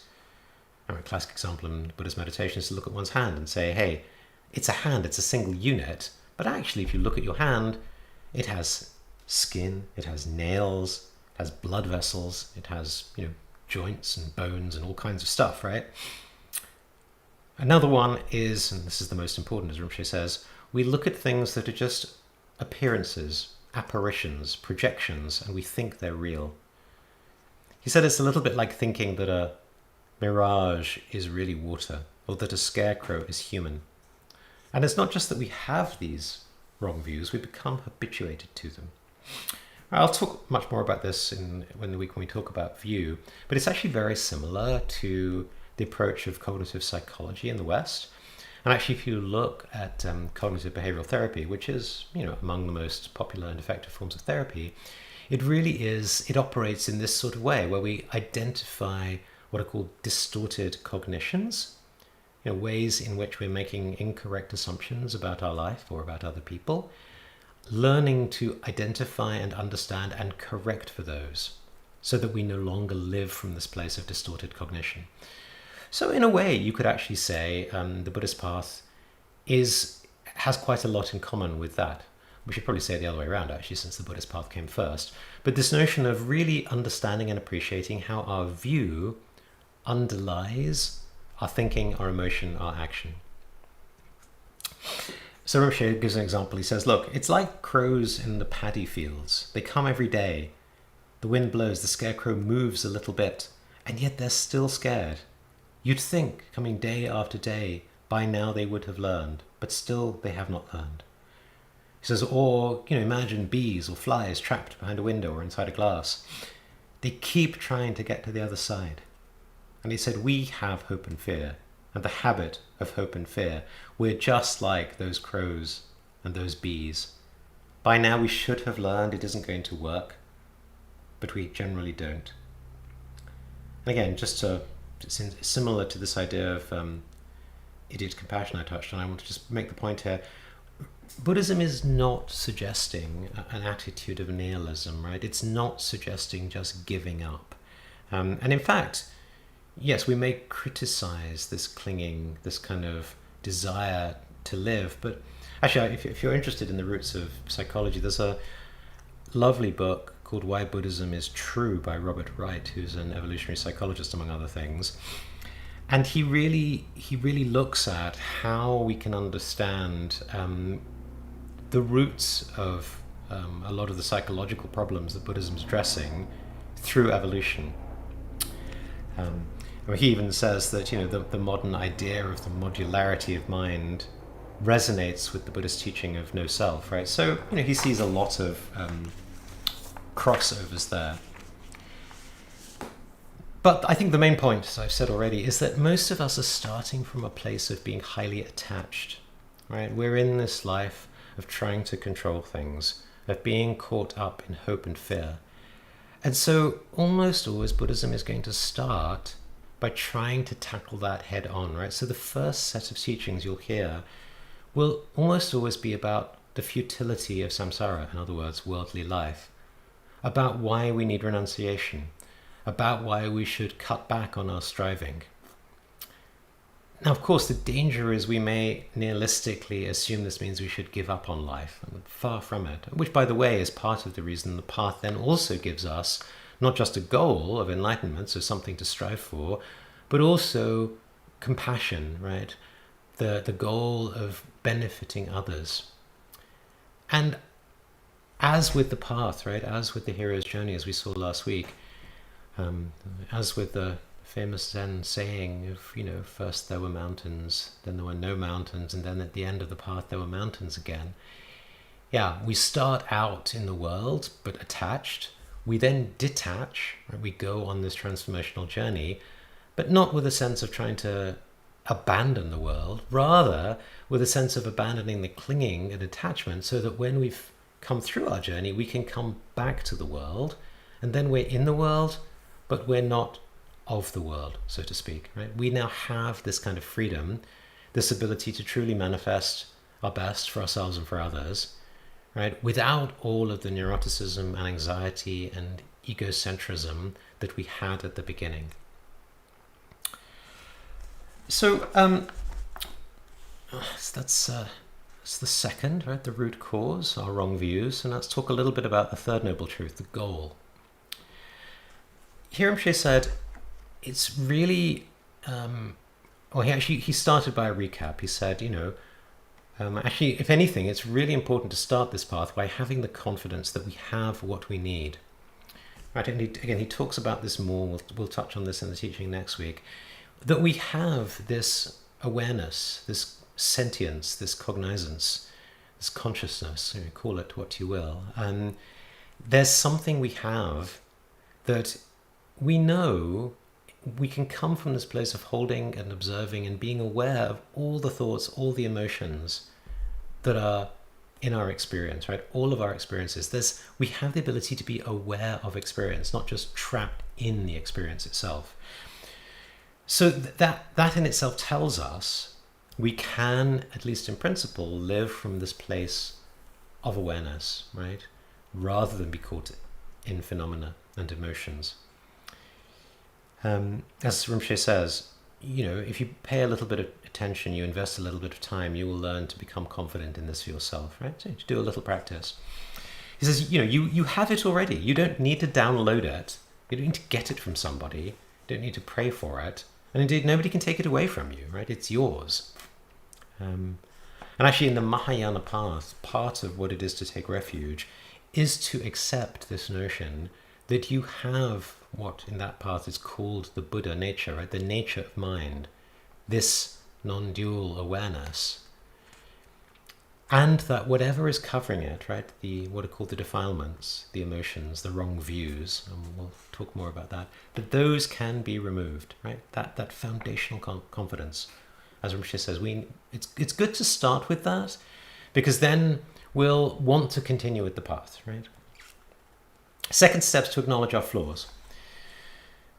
And we've talked a lot about accepting that we're control freaks, understanding that we're very partial in terms of wanting New York Times and not the Pyongyang Times, admitting to ourselves how we are like the crows and like the bees.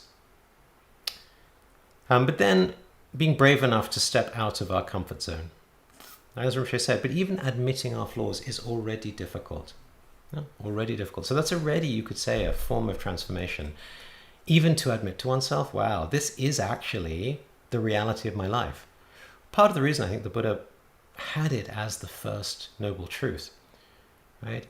You really can't proceed with the path till you spend long enough being honest with yourself about the situation of your life, your emotions, your mind.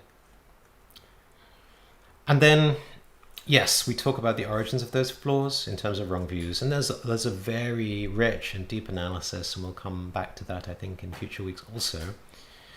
But then the goal, and Rinpoche says so now, the third noble truth, to learn to appreciate the uncontrived, the unfabricated, the unmanufactured, as Rinpoche put it, the unfranchised.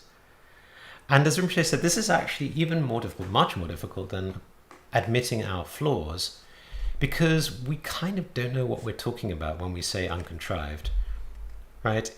As Rinpoche says, not only have we not experienced it, we don't even understand it intellectually. Right? Remember, understanding, experience, realization.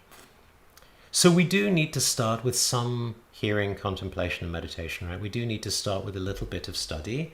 Otherwise, we're kind of sort of operating in the dark. Yeah. So having said that, the Rinpoche gave some examples of what does it mean to be uncontrived in a very relative sense. He says, we all secretly like to have a drink and go to a party. It makes us a little bit more loose, a little bit less afraid, a little bit less embarrassed. We like to see a child walking naked in a restaurant. It makes us feel happy. Why do we like raves and parties? Why do we like weekends? When we have a chance to live and let live, we tend to prefer wearing pajamas or yoga pants rather than a tuxedo. Yeah, so, it helps. I guess we already aspire for this kind of leisure, this kind of uncontrived way of living in our ordinary lives. But I think continue to aspire, especially to aspire to understand what does uncontrived and unfabricated really mean, right? According to the highest teachings in Buddhism. I'll just give you one quote as a taster. So from Jigme Limpa, who was one of the great Dzogchen teachers in Tibet, from his text, the Yeshe Lama, he says, "Do not contrive or elaborate the awareness of this very moment. Allow it to be just as it is.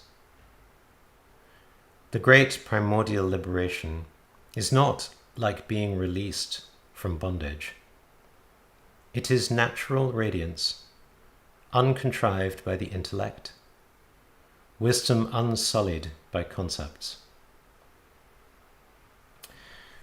Okay, so again, as I say, just for inspiration, but just to give you a sense of where the path is going to end up taking us. So, last, the path itself. So 3D. It's about, as Rinpoche says, becoming accustomed to a certain way of living, a certain attitude and motivation. He says, practice in Buddhism gets misinterpreted. We get caught in certain formulas, and I think by formula he means particular forms or ways of practicing, whether it's mindfulness or visualization practices in Vajrayana, whatever it might be. As he says, these are good, don't get rid of them. But actually there's another way to think about practice, actually a better way. And in fact, we will come back to this because he talks about this a lot when he talks about vipassana. It's less about the form of the practice, less about the doing, much more about the being, right? As he says, the attitude, the motivation, and in particular bringing a non-dual awareness to the practice. Using it as a way of seeing truth rather than just doing something. So in particular, what it is that we're trying to see is what's called the 3 marks, right? So when I earlier mentioned, Rinpoche mentioned, some of the ways we have wrong views, basically these are the opposite of those wrong ways of seeing. So the first is what's known as anicca, right? Awareness of the temporariness of all things, right? Everything, not just life or seasons or ideas or values, but everything. Everything is changing all the time. Maybe something's more quickly, something's more slowly, but it's all changing. And really, this is something you can bring into your everyday life, right? You don't have to be sitting on a meditation cushion to bring awareness of impermanence and change. Or she said, even just an example, like when you say to a friend, see you tomorrow, maybe just have a little thing go on in your mind that, oh, wow, maybe that won't be possible. Who knows what's going to happen between now and tomorrow? Maybe I won't be there. Maybe they won't be there. Who knows? As he says, even if you don't sit and meditate for a single minute, just remembering this impermanence, this temporariness, that is already Buddhist practice. And again, look, it's not that this is a bad thing either, right? The fact that things are impermanent means that situations that are currently bad or unpleasant can also change, or they can also become good, right? So don't bring a value judgment that these truths are in any way bad or depressing or anything like that. No, they're not bad, they're not depressing, they're just truths. And in fact, to the extent we see them as bad or depressing, that's part of our own view that's getting in the way of us fully accepting the truth. Okay, the second truth is dukkha, right? Unsatisfactoriness, sometimes translated as suffering. The awareness that nothing will satisfy you completely. Again, Rinpoche says, doesn't mean you shouldn't go partying or window shopping, but don't be like the bee in the jar. Have the awareness that even if you're having some fun temporarily, it will not satisfy you completely. And again, as with the impermanence on meditation, you can do this while you're standing, while walking, while chopping onions, anywhere, not just when sitting down. The third one, awareness that everything is just an appearance but not real. Right? That's anatta, so non-self. And this is the most important, and we will come back to this in future weeks. Basically, everything that we experience, all our appearances, basically the entire phenomenal world is just an appearance. And modern cognitive science says exactly the same thing, right? It's a virtual reality, a projection created by our brain. You just remember, we don't see the world, right? Our eyes connect to nerves, the nerves send electrical signals, our brain is inside this box, right, a skull. It can't see, all it gets is some electrical signals, which it then converts into something that we habitually associate with seeing. But what does it actually mean to see? Do we really know what the world is like? Anyway, we can talk about the philosophy of mind and neuroscience and consciousness another time. But just to say, everything is like an illusion, like a movie, like virtual reality. Oh, to use the movie, like the Matrix in a way, right? And how should we practice? Well, ideally, remind yourself of these three characteristics every hour, even if just for a moment. Do it while jogging. Do it while reading a book. Do it while listening to a Buddhist teaching. Right? This is part of the in-the-moment awareness, right? The meta-awareness, as psychology would say. Being aware while you're going through experiences that every experience that you have has these characteristics. That is a wonderful way to practice. In fact, it's a very profound practice.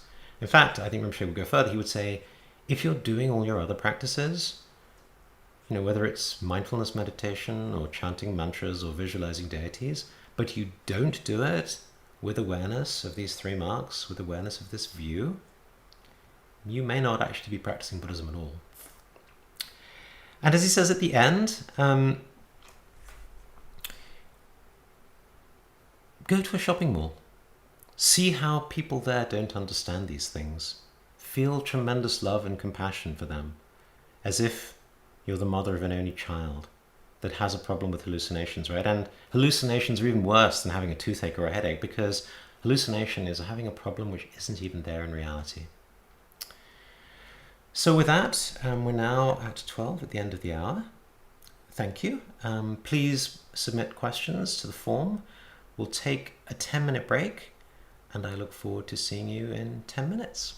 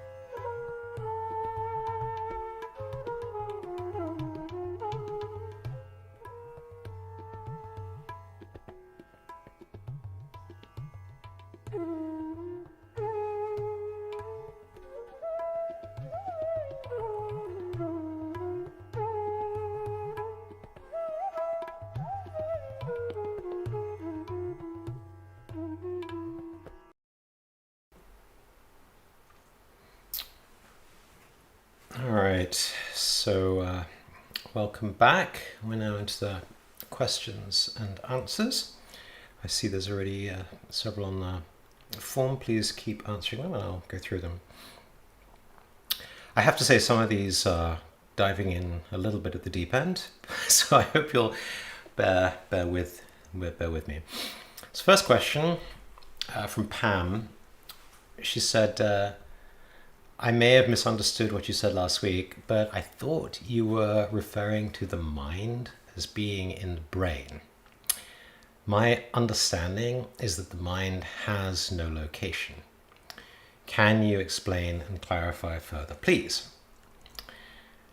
Yeah, well, I think by the way, there's other questions coming up about the nature of self, which are going to take us in a similar direction. So, in the classical meditations, the Vipassana meditations, part of the way a practitioner is invited to establish that the mind is empty is by seeking to locate the mind, right? So, by the way, I need to take another step backwards here. When we say non-self, when we say non-mind, when we say the self or the mind are empty, actually it means a lot of different things, but we're not saying that it doesn't exist. Right? It's really, really important to underline that. When Buddhism says there is no self, it doesn't mean, you're not watching me now talking to you. What it means is there is no self as a truly existent subject or object, right? Something that is eternal, something that is not subject to change, something that has clearly defined boundaries, something that doesn't interact with anything else. Which, by the way, would be the equivalent of a belief in a soul, right? And so Buddhism emerged before Christianity or anything like that, right? So the early philosophical opponents of Buddhism were Indian religious traditions that did believe in something like a soul. And the Buddha wanted to take issue with that. So, there's a lot of philosophy.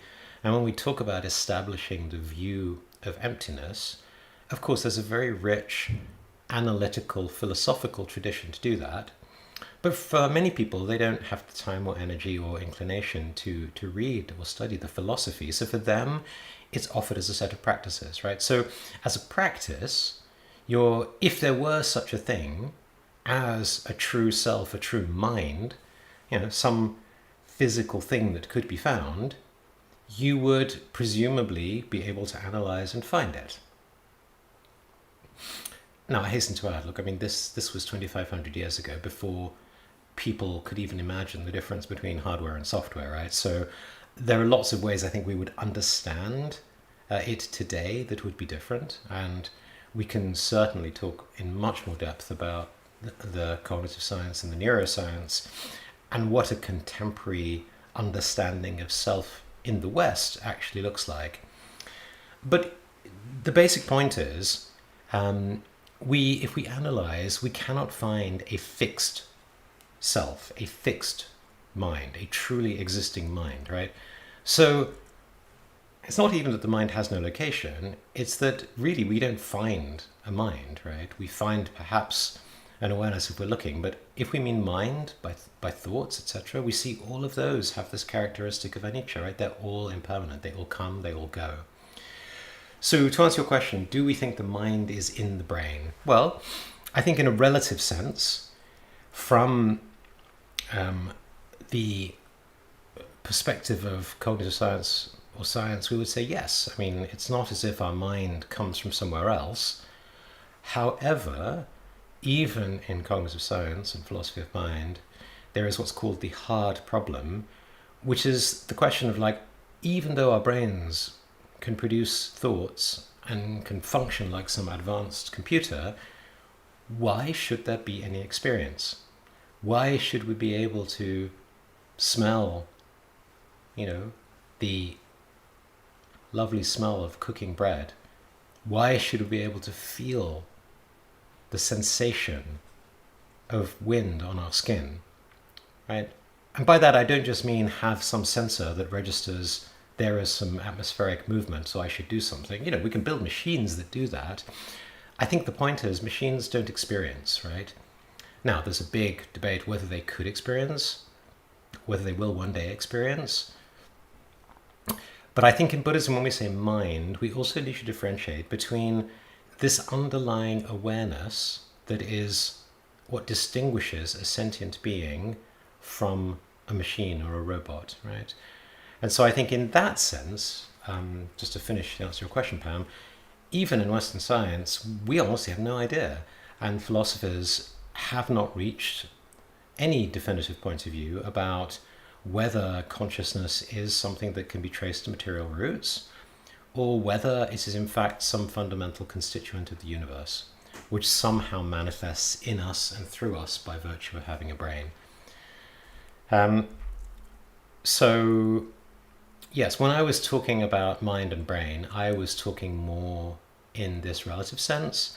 Once we're talking at the sense of non-dual awareness, of consciousness or cognizance, we really can't say so much about it.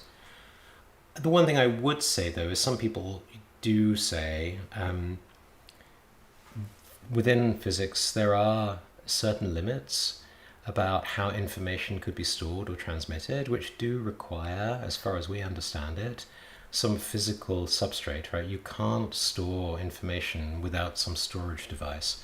And so I think in modern science, people are somewhat skeptical about explanations of mind that are totally immaterial, because if a mind is in any way supposed to process information and thoughts and emotions, it needs to be able to have somewhere to store that, right? There are physical constraints. We can talk about entropy and information theory and so forth. So just to say, I think that's, while I wouldn't say it's conclusive, I would say there is, a tendency in Western science to suggest that a completely non-material explanation of consciousness, I think people are a little skeptical. But let me just say we don't really know. Okay. Question from Lucy. As a beginner, how do I better understand concepts like shunyata, in other words, emptiness, and non-duality so there is no wrong conceptualization? Meaning that they don't have to be broken down later, and actually they're concepts that are actually helpful on the way to somehow truly realize these. And related to this, how does the realization of shunyata or non-duality help us in daily life onto enlightenment? Okay, well, that's another very big question.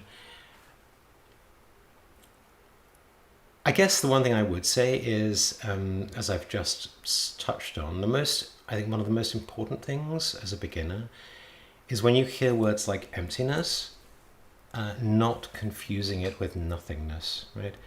I mean, many people say emptiness is really a bad translation of shunyata because empty tends to imply nothing to most Western ears, right? We think when our cup is empty, there's nothing in it, right?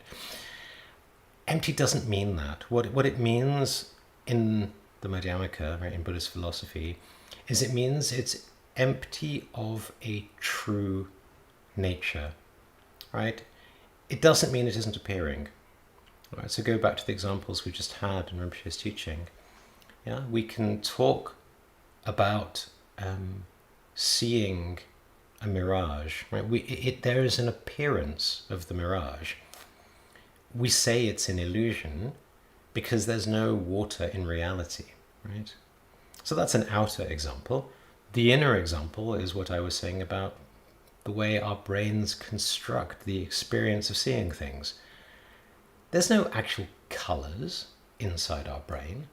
I mean, color is a phenomenon, mysterious and wonderful, that our brain manufactures. Right? The world doesn't have colors per se. The world just has light of different wavelengths. And, even among humans, there are some humans who are what are called tetrachromads, right? They have 4 rather than 3 basically cells to see color with. And for them, they have an experience of color that is quite unlike well, certainly mine, I'm a normal trichromate, right? And in the opposite direction, we also know some people are colorblind, right? They can't see the difference between red and green. So just to say, the way our brains construct our experience is just as much a virtual reality construction, right? So it isn't really there. There's no color that's really there in the world, but we experience it, right? It feels really real to us. And what's more, when I say red and when you say red, we kind of think, well, we can point at the same things, right? We can both look at a red apple and we can both agree that it's red. I mean, philosophically, we can have this big debate. How do I know that when I see a red apple, my experience of red doesn't correspond to your experience of blue? Well, big debate. We won't go into that. But just to say, the key point here is that just because it's empty doesn't mean it isn't there, right? We have appearances, but these appearances do not have a true and substantial reality. And by the way, that's back to anatta, right? The third of the three marks, which is essentially what it's saying. I mean, emptiness shunyata is a more Mahayana way of presenting anatta. But the underlying idea is very similar. And the reason it's so important is because it goes back to the root cause, right? The root cause is most of us take ourself to be real. We don't take it to be just a construction. We don't take it to be just a virtual reality. We don't take it to be just a narrative construction, right? A story we tell ourselves about who we are. So, yeah, I think related to that, I think Rinpoche will always say, when it comes to studying the middle way, always be aware of the two extremes, right? So one extreme is what is called eternalism, right? This idea that things have a soul, have a self, have an identity, have a fixed nature, right? So that's kind of attributing more than is actually there. And the opposite would be nihilism, right? It's a kind of denial. It's a kind of idea of like, I don't care, nothing matters, why bother, right? Why get up in the morning, right? If it's all an illusion anyway. And I think, notice for yourself, so this is another really good contemplation as you go through your day, notice the times in your day when you're caught up in a more eternalistic perspective, right? So it's when you have an experience, you say it's a real good experience or a real bad experience. I really like this person, I really hate this person, or even as basic as like, oh, this person's very attractive, I would like them in my life. You relate to them no longer as a fluid, illusory process. You reify them, you solidify them, they become a thing, they become an object. You now get into the hope, the fear, the possession, the craving, right? You've lost all of this uncontrived, unfabricated freedom of the child running naked in the restaurant. You've lost it, right? Hence, you become a control freak, hence you suffer.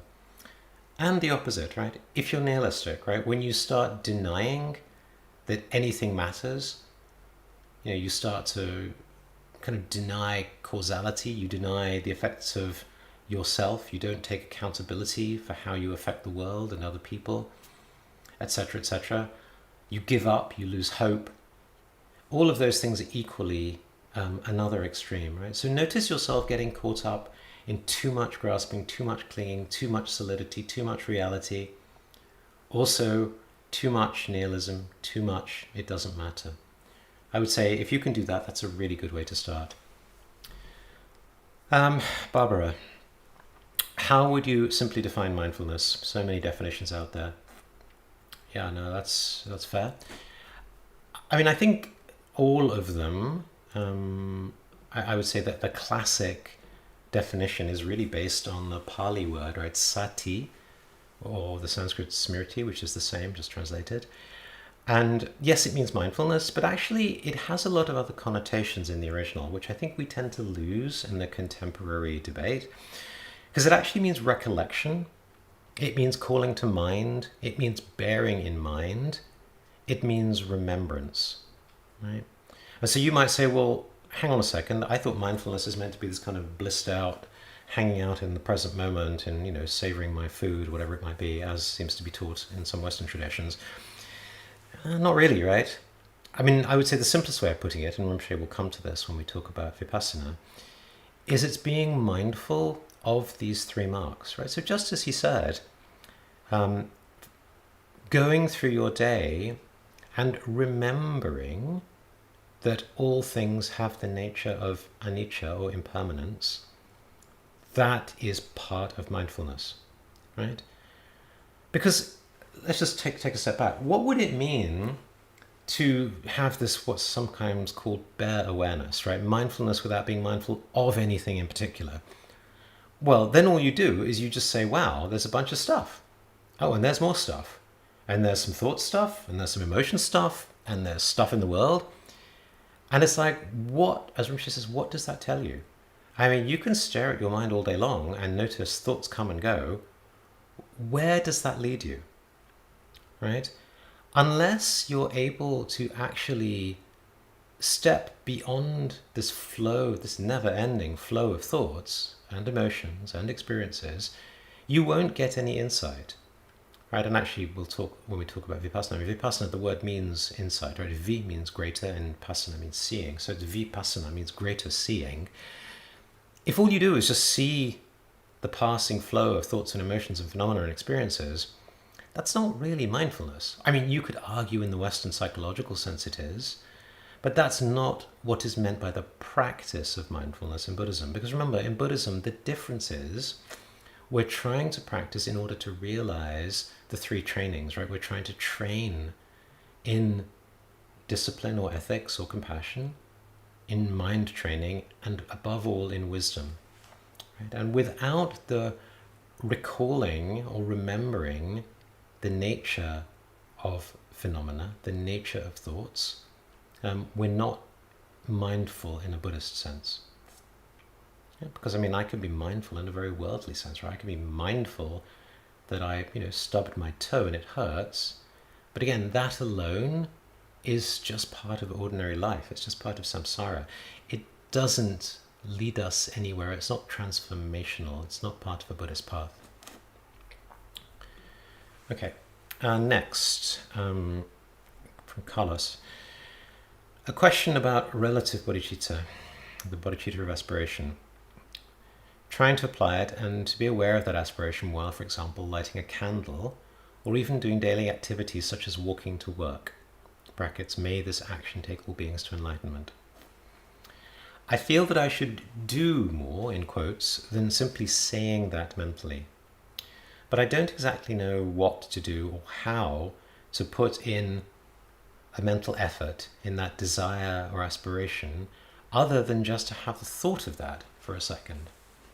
I'd like to feel, in quotes, that I'm doing something more powerful or thinking of that in a stronger way than just bringing that phrase or idea to my mind.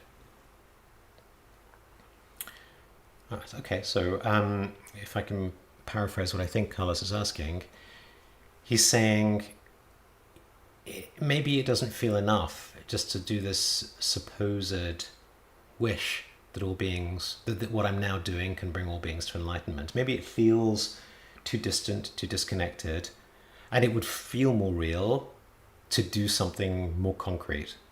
Oh, I can understand that. I think all of us have this, to some degree, some attachment to form, to behaviors, to actual doing things.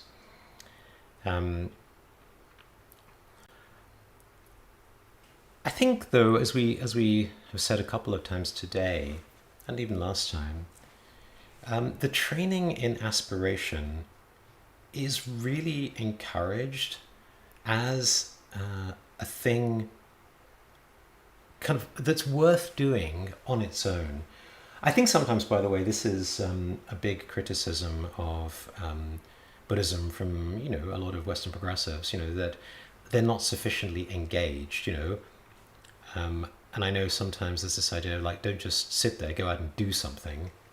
And I know I've also seen a lot of Western mindfulness teachers, they, as a kind of reply to that, say, don't just do something, sit there, which I think is quite sweet.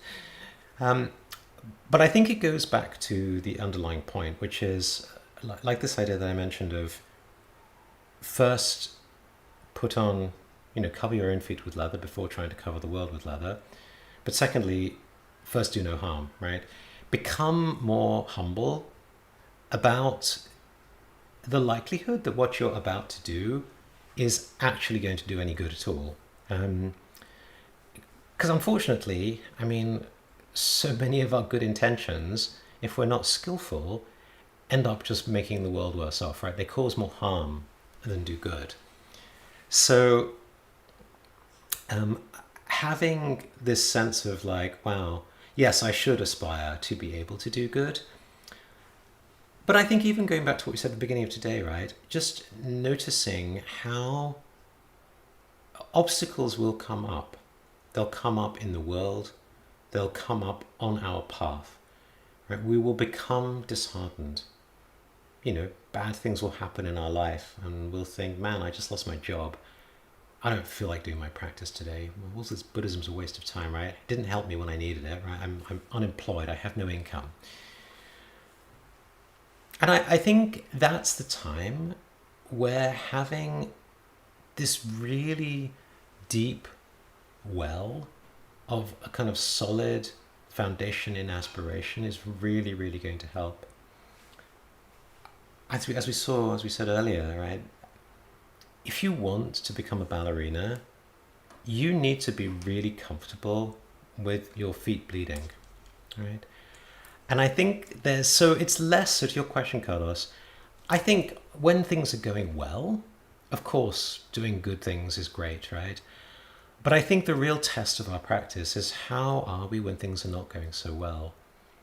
And there's a very famous quote from martial arts master Bruce Lee, where he says, the test of our practice really is not kind of how things are going when everything's good, but basically when you're under stress, when you're under duress, when conditions are difficult, you don't rise to the level of your aspiration, you fall to the level of your practice.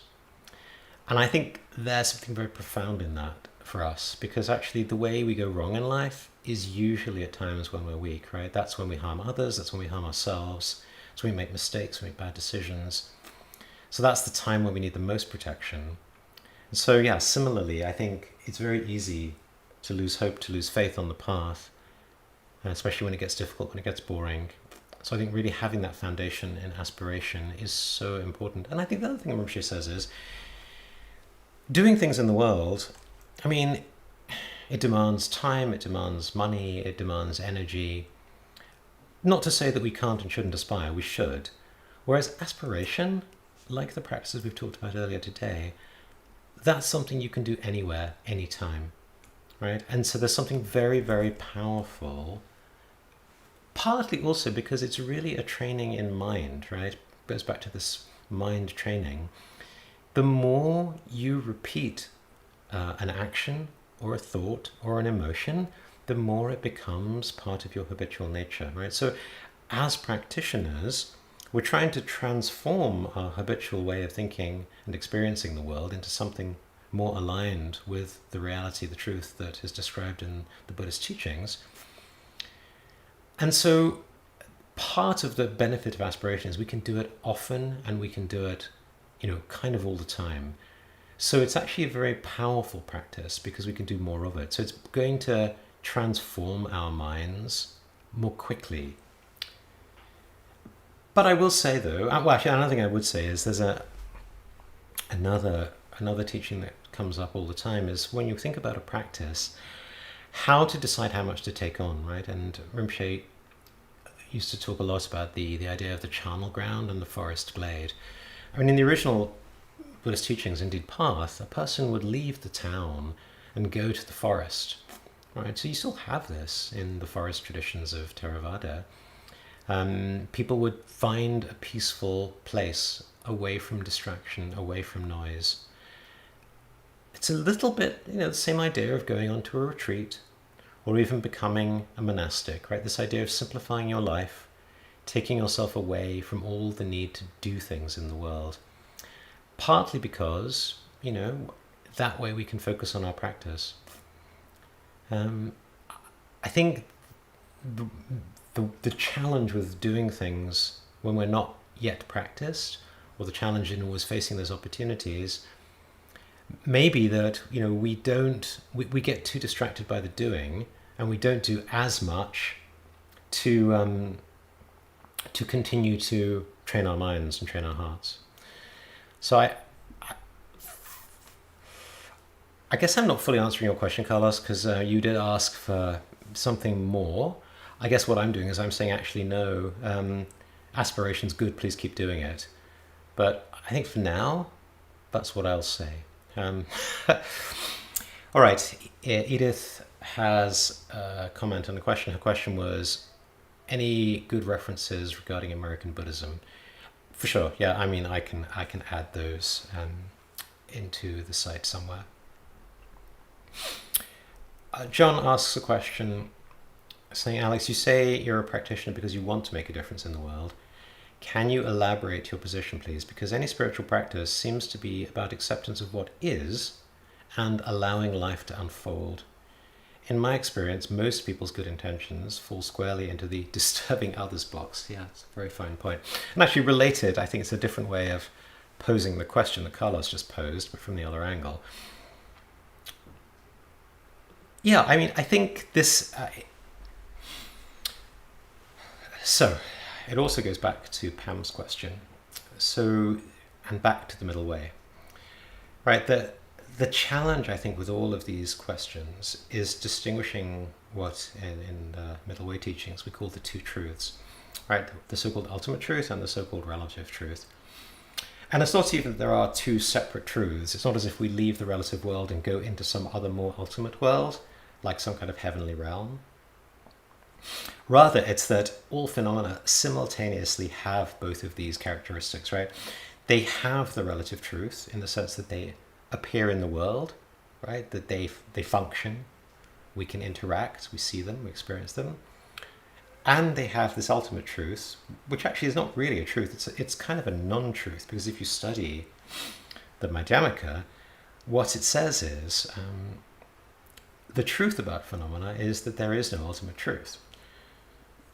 So that might sound a little much, so we can study that at our leisure a little later perhaps. But to go to your question, John, I think at the ultimate level, yes, we have to learn this notion that there is no intrinsic reality.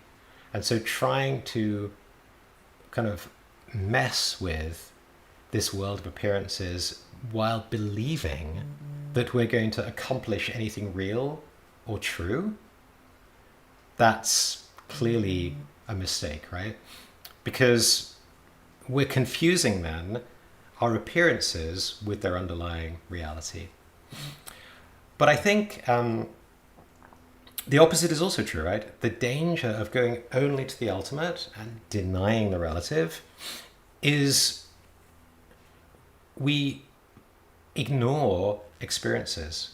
We ignore appearances. We ignore the fact that there are sentient beings who experience happiness and suffering. And so in purely the relative world, in the world of illusion, in the world of appearance, in the world of change, we can and we should, as bodhisattvas, aspire to try and benefit while still acknowledging that it is all ultimately still anatta, right, or shunyata. So that's why, especially in the Mahayana, we always talk about wisdom and compassion always having to come together, right? And if I interpret your question, if I push it to its limit, John, you're basically saying, surely if we engage in the world, we're kind of missing the wisdom to such an extent. And I'm like, yeah, but if we don't, we're missing compassion. So that really does go back to Lucy's question about how do I understand shunyata. I think another way of checking is to say, am I always holding both wisdom and compassion? Because too much sort of emptiness orientation, right? Too much in what, the wisdom dimension. Yes, we acknowledge none of it's real, but the problem would be then we've downplay the compassion. Right? Too much compassion without acknowledging the non-self, we then go back to what we discussed earlier, the idiot compassion. And this is part of what makes it so, so difficult, because it goes against our ordinary habitual way of thinking, right? Because normally we reify things, we solidify things, and so we can't imagine doing something in the world without doing it like for real, right? We think all action must be solid, must be reified. And that's true. If you approach your action in that way, then it will purely be a way of disturbing others. Right? So this is the challenge for the Bodhisattva, how to engage in action, but simultaneously while holding wisdom. Which goes back to what I was saying before about vipassana, right? Rinpoche will always say with any Buddhist practice, and the same is true for any worldly action, we engage in the practice, but always holding the view, because the practice without the view is just yet more worldly activity, right? It's not Buddhist practice. But at the same time, the flip side would be, John, if all you're doing is the view, but not doing any practice, that's only going to work for you if you are truly a practitioner of the very highest capabilities, where you don't need to be doing anything and can just rest in the nature of your awareness. And unfortunately, there's very few people who are like that. Right? Most of us need some kind of practice, some kind of doing, to not just fall into kind of delusion.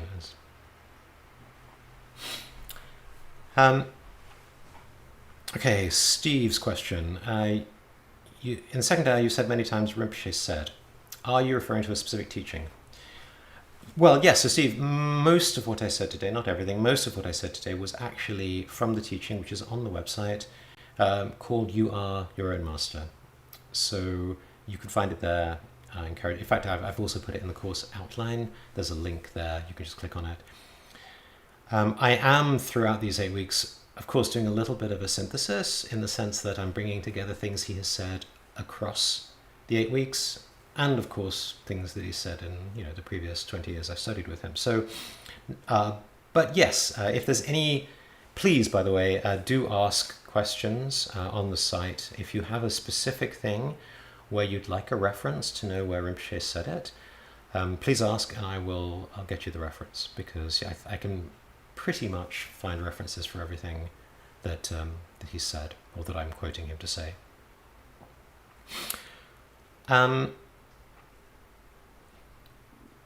So Steve also said, one long-standing irritant is the idea that we must all improve ourselves before we can improve the collective. He said, I fear I'll be branded a progressive, but certainly there must be some way we can achieve systemic change that will correct our current path of total self-annihilation. Also, what happens to Dharma when humanity has extinguished itself? Does the biological evolutionary process begin over again, eventually yielding humans seeking to practice Dharma? Two great questions. Well, look, I think the first question, yes, absolutely. The reason the Mahayana path takes worldly engagement as a practice is precisely because as beginners, we know we're not very good at it, right? We know anything we engage in is going to be flawed, imperfect, we're going to try and do good, we're going to mess up. But the Mahayana argument is the reason we don't just want to go off and meditate in a cave is that it's only through engaging with the world that we can, it's like I said at the beginning, our engagement in the world holds up a mirror to us, right? It's about trying stuff. It's about engaging with people. It's about trying to change people or systems or institutions or society or politics or whatever it is that we are passionate about. Very quickly what will happen is it will give us a mirror into our own minds, our own hearts, our own awareness. And in the Mahayana, right, even though, yes, of course, we want to benefit beings, our way of engaging in the world is primarily as a way of cultivating our own wisdom. So again, this is not selfish, it really isn't, but it's acknowledging that through using our action in the world as a mirror, as a training, as a container, right, as an alchemical crucible, as our path, right, taking everyday life, taking worldly engagement as a path, that's a very different way of thinking about it than thinking about it as social justice activity. Not to say that it won't also benefit others, right?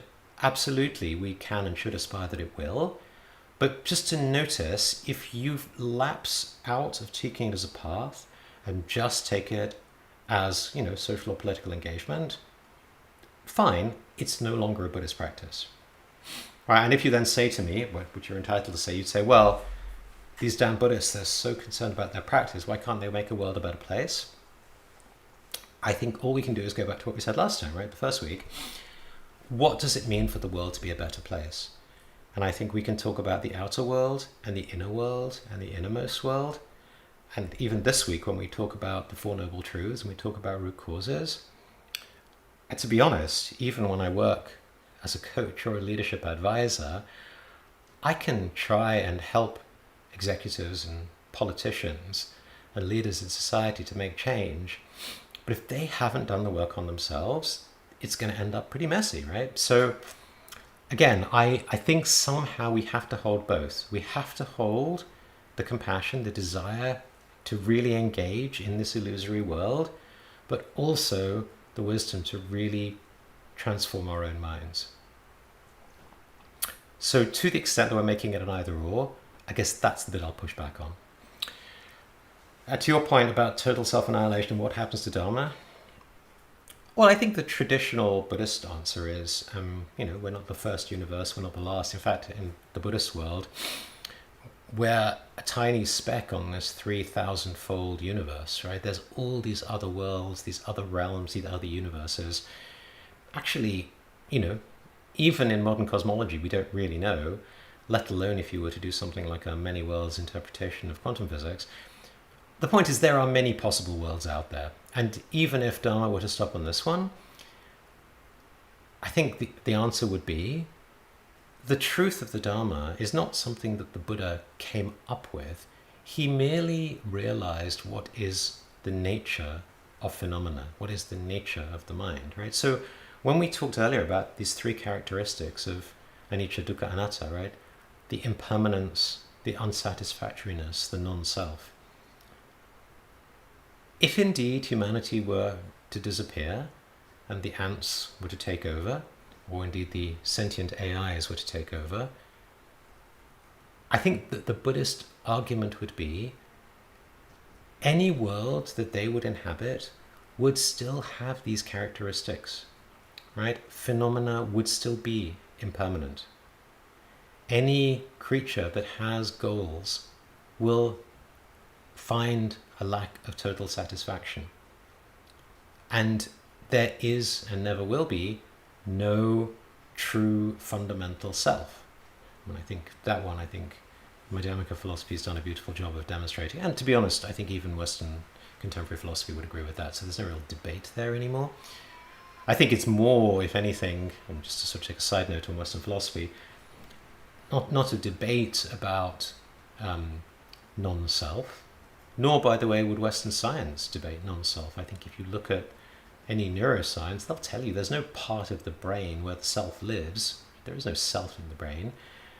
I think, as we said last week, though, the big difference with Buddhism is you can be a philosopher, you can be a scientist, you can know these things to be true intellectually, right? You can study the neuroscience of how there is no self, and yet when you're stuck in traffic behind a bad driver, you get just as upset as somebody who doesn't know that truth. So again, I think the really important point with Buddhism is not even knowing these truths intellectually, but practicing them. And I think that also goes back to your question, Steve. Well, in this future world where we've all annihilated ourselves, even if the truths were to be rediscovered, would there be a desire to practice? And I think here Rinpoche's answer has always been, well, assuming in this future world we still have sentient beings, right? Assuming we have creatures, or indeed AIs, that have a subjective sense, a felt sense of experience, as long as the three marks are true, which we argue they would be, these creatures, these beings, will experience suffering. right? They'll experience something about their world that they don't like and they want to change. And as soon as that's true, that they want to do something about their experience, say what you will, they will then in some way start to build a path, right? And over tens, hundreds, thousands of years, that path will end up becoming a way of both explaining and then developing practices to realize these truths, these three marks, the nature of phenomena, the nature of self.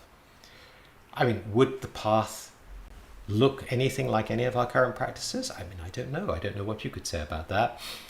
I personally think I can't imagine a world of interacting beings or even computers or agents where there's some kind of interactivity where you wouldn't want to cultivate some kind of ethical consideration, like how would these sentient beings interact, some kind of mind training, and then some way of understanding wisdom. So what does that look like? I don't know. I don't know if any science fiction writer has written a dharma future in a different universe, but I guess that would be my question. So yes, I think, I'm speculating of course, but I would be fairly confident that if we had to reboot the whole thing, unless for some reason the universe didn't obey the same kinds of laws, I think we would find the Dharma re-emerging because the three truths, the three marks would be there, and then a path would come once sentient beings started to suffer, and they would then want to find a way of getting out of that suffering, and just like the Four Noble Truths, they'd realize the root of their suffering, they'd understand what the absence of suffering might look like, and then they would create a path. Okay, next question from Ibru. It's a very touching question. Recently I lost a baby squirrel that I've been raising for 8 weeks. It was about 7 or 8 weeks old when I found him. 3 weeks ago he got really scared about something. I couldn't calm him down. It turned into a seizure and he died, just hours before we were planning to release him, as he was now at the age of being an adult. His passing away crushed me, and I'm filled with sadness and guilt. Is there anything you can say about the death of animals from a Buddhist point of view? He died 3 weeks ago. I've been trying to create merit and good karma for him. I'm very familiar with the concepts of anicca and anatta. I'm really surprised myself how much of a difficult time I'm having with this. Thank you. Gosh, what a question.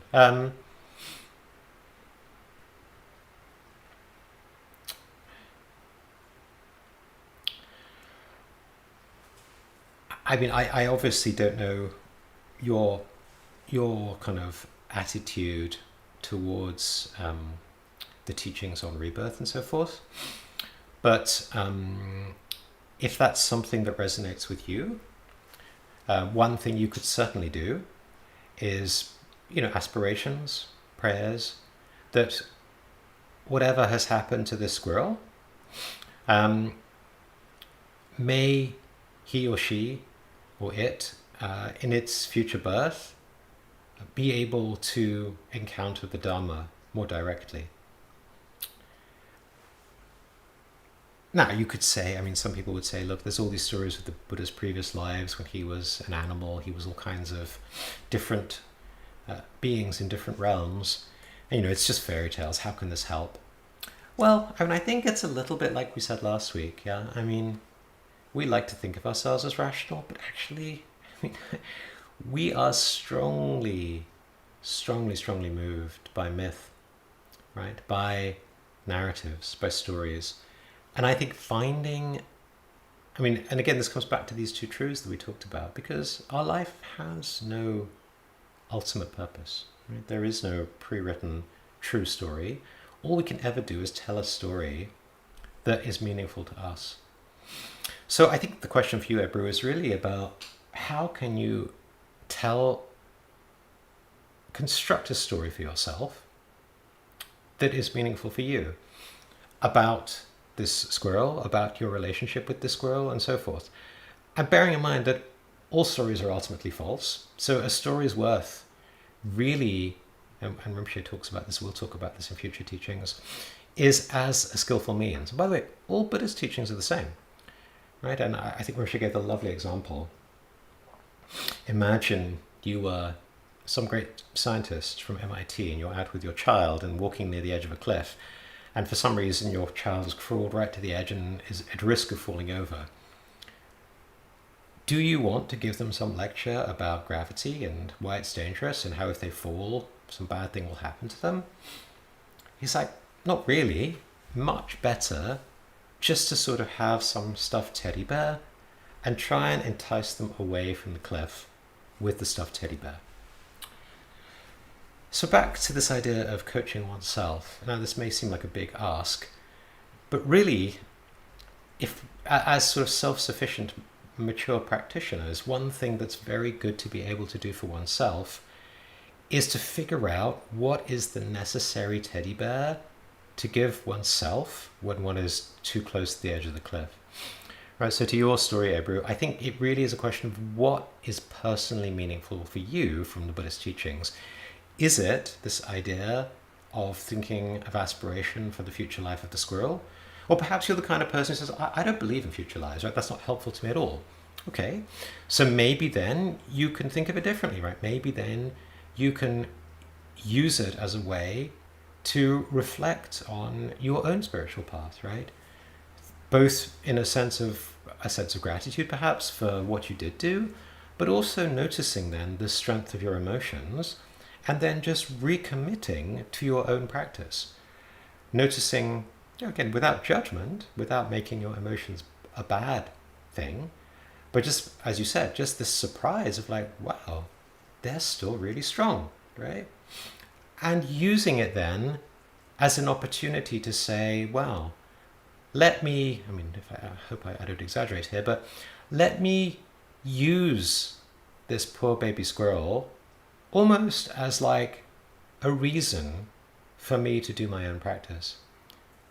Let his or her short life not be wasted, if only because it had the effect that I recommitted to my own practice and study of Dharma.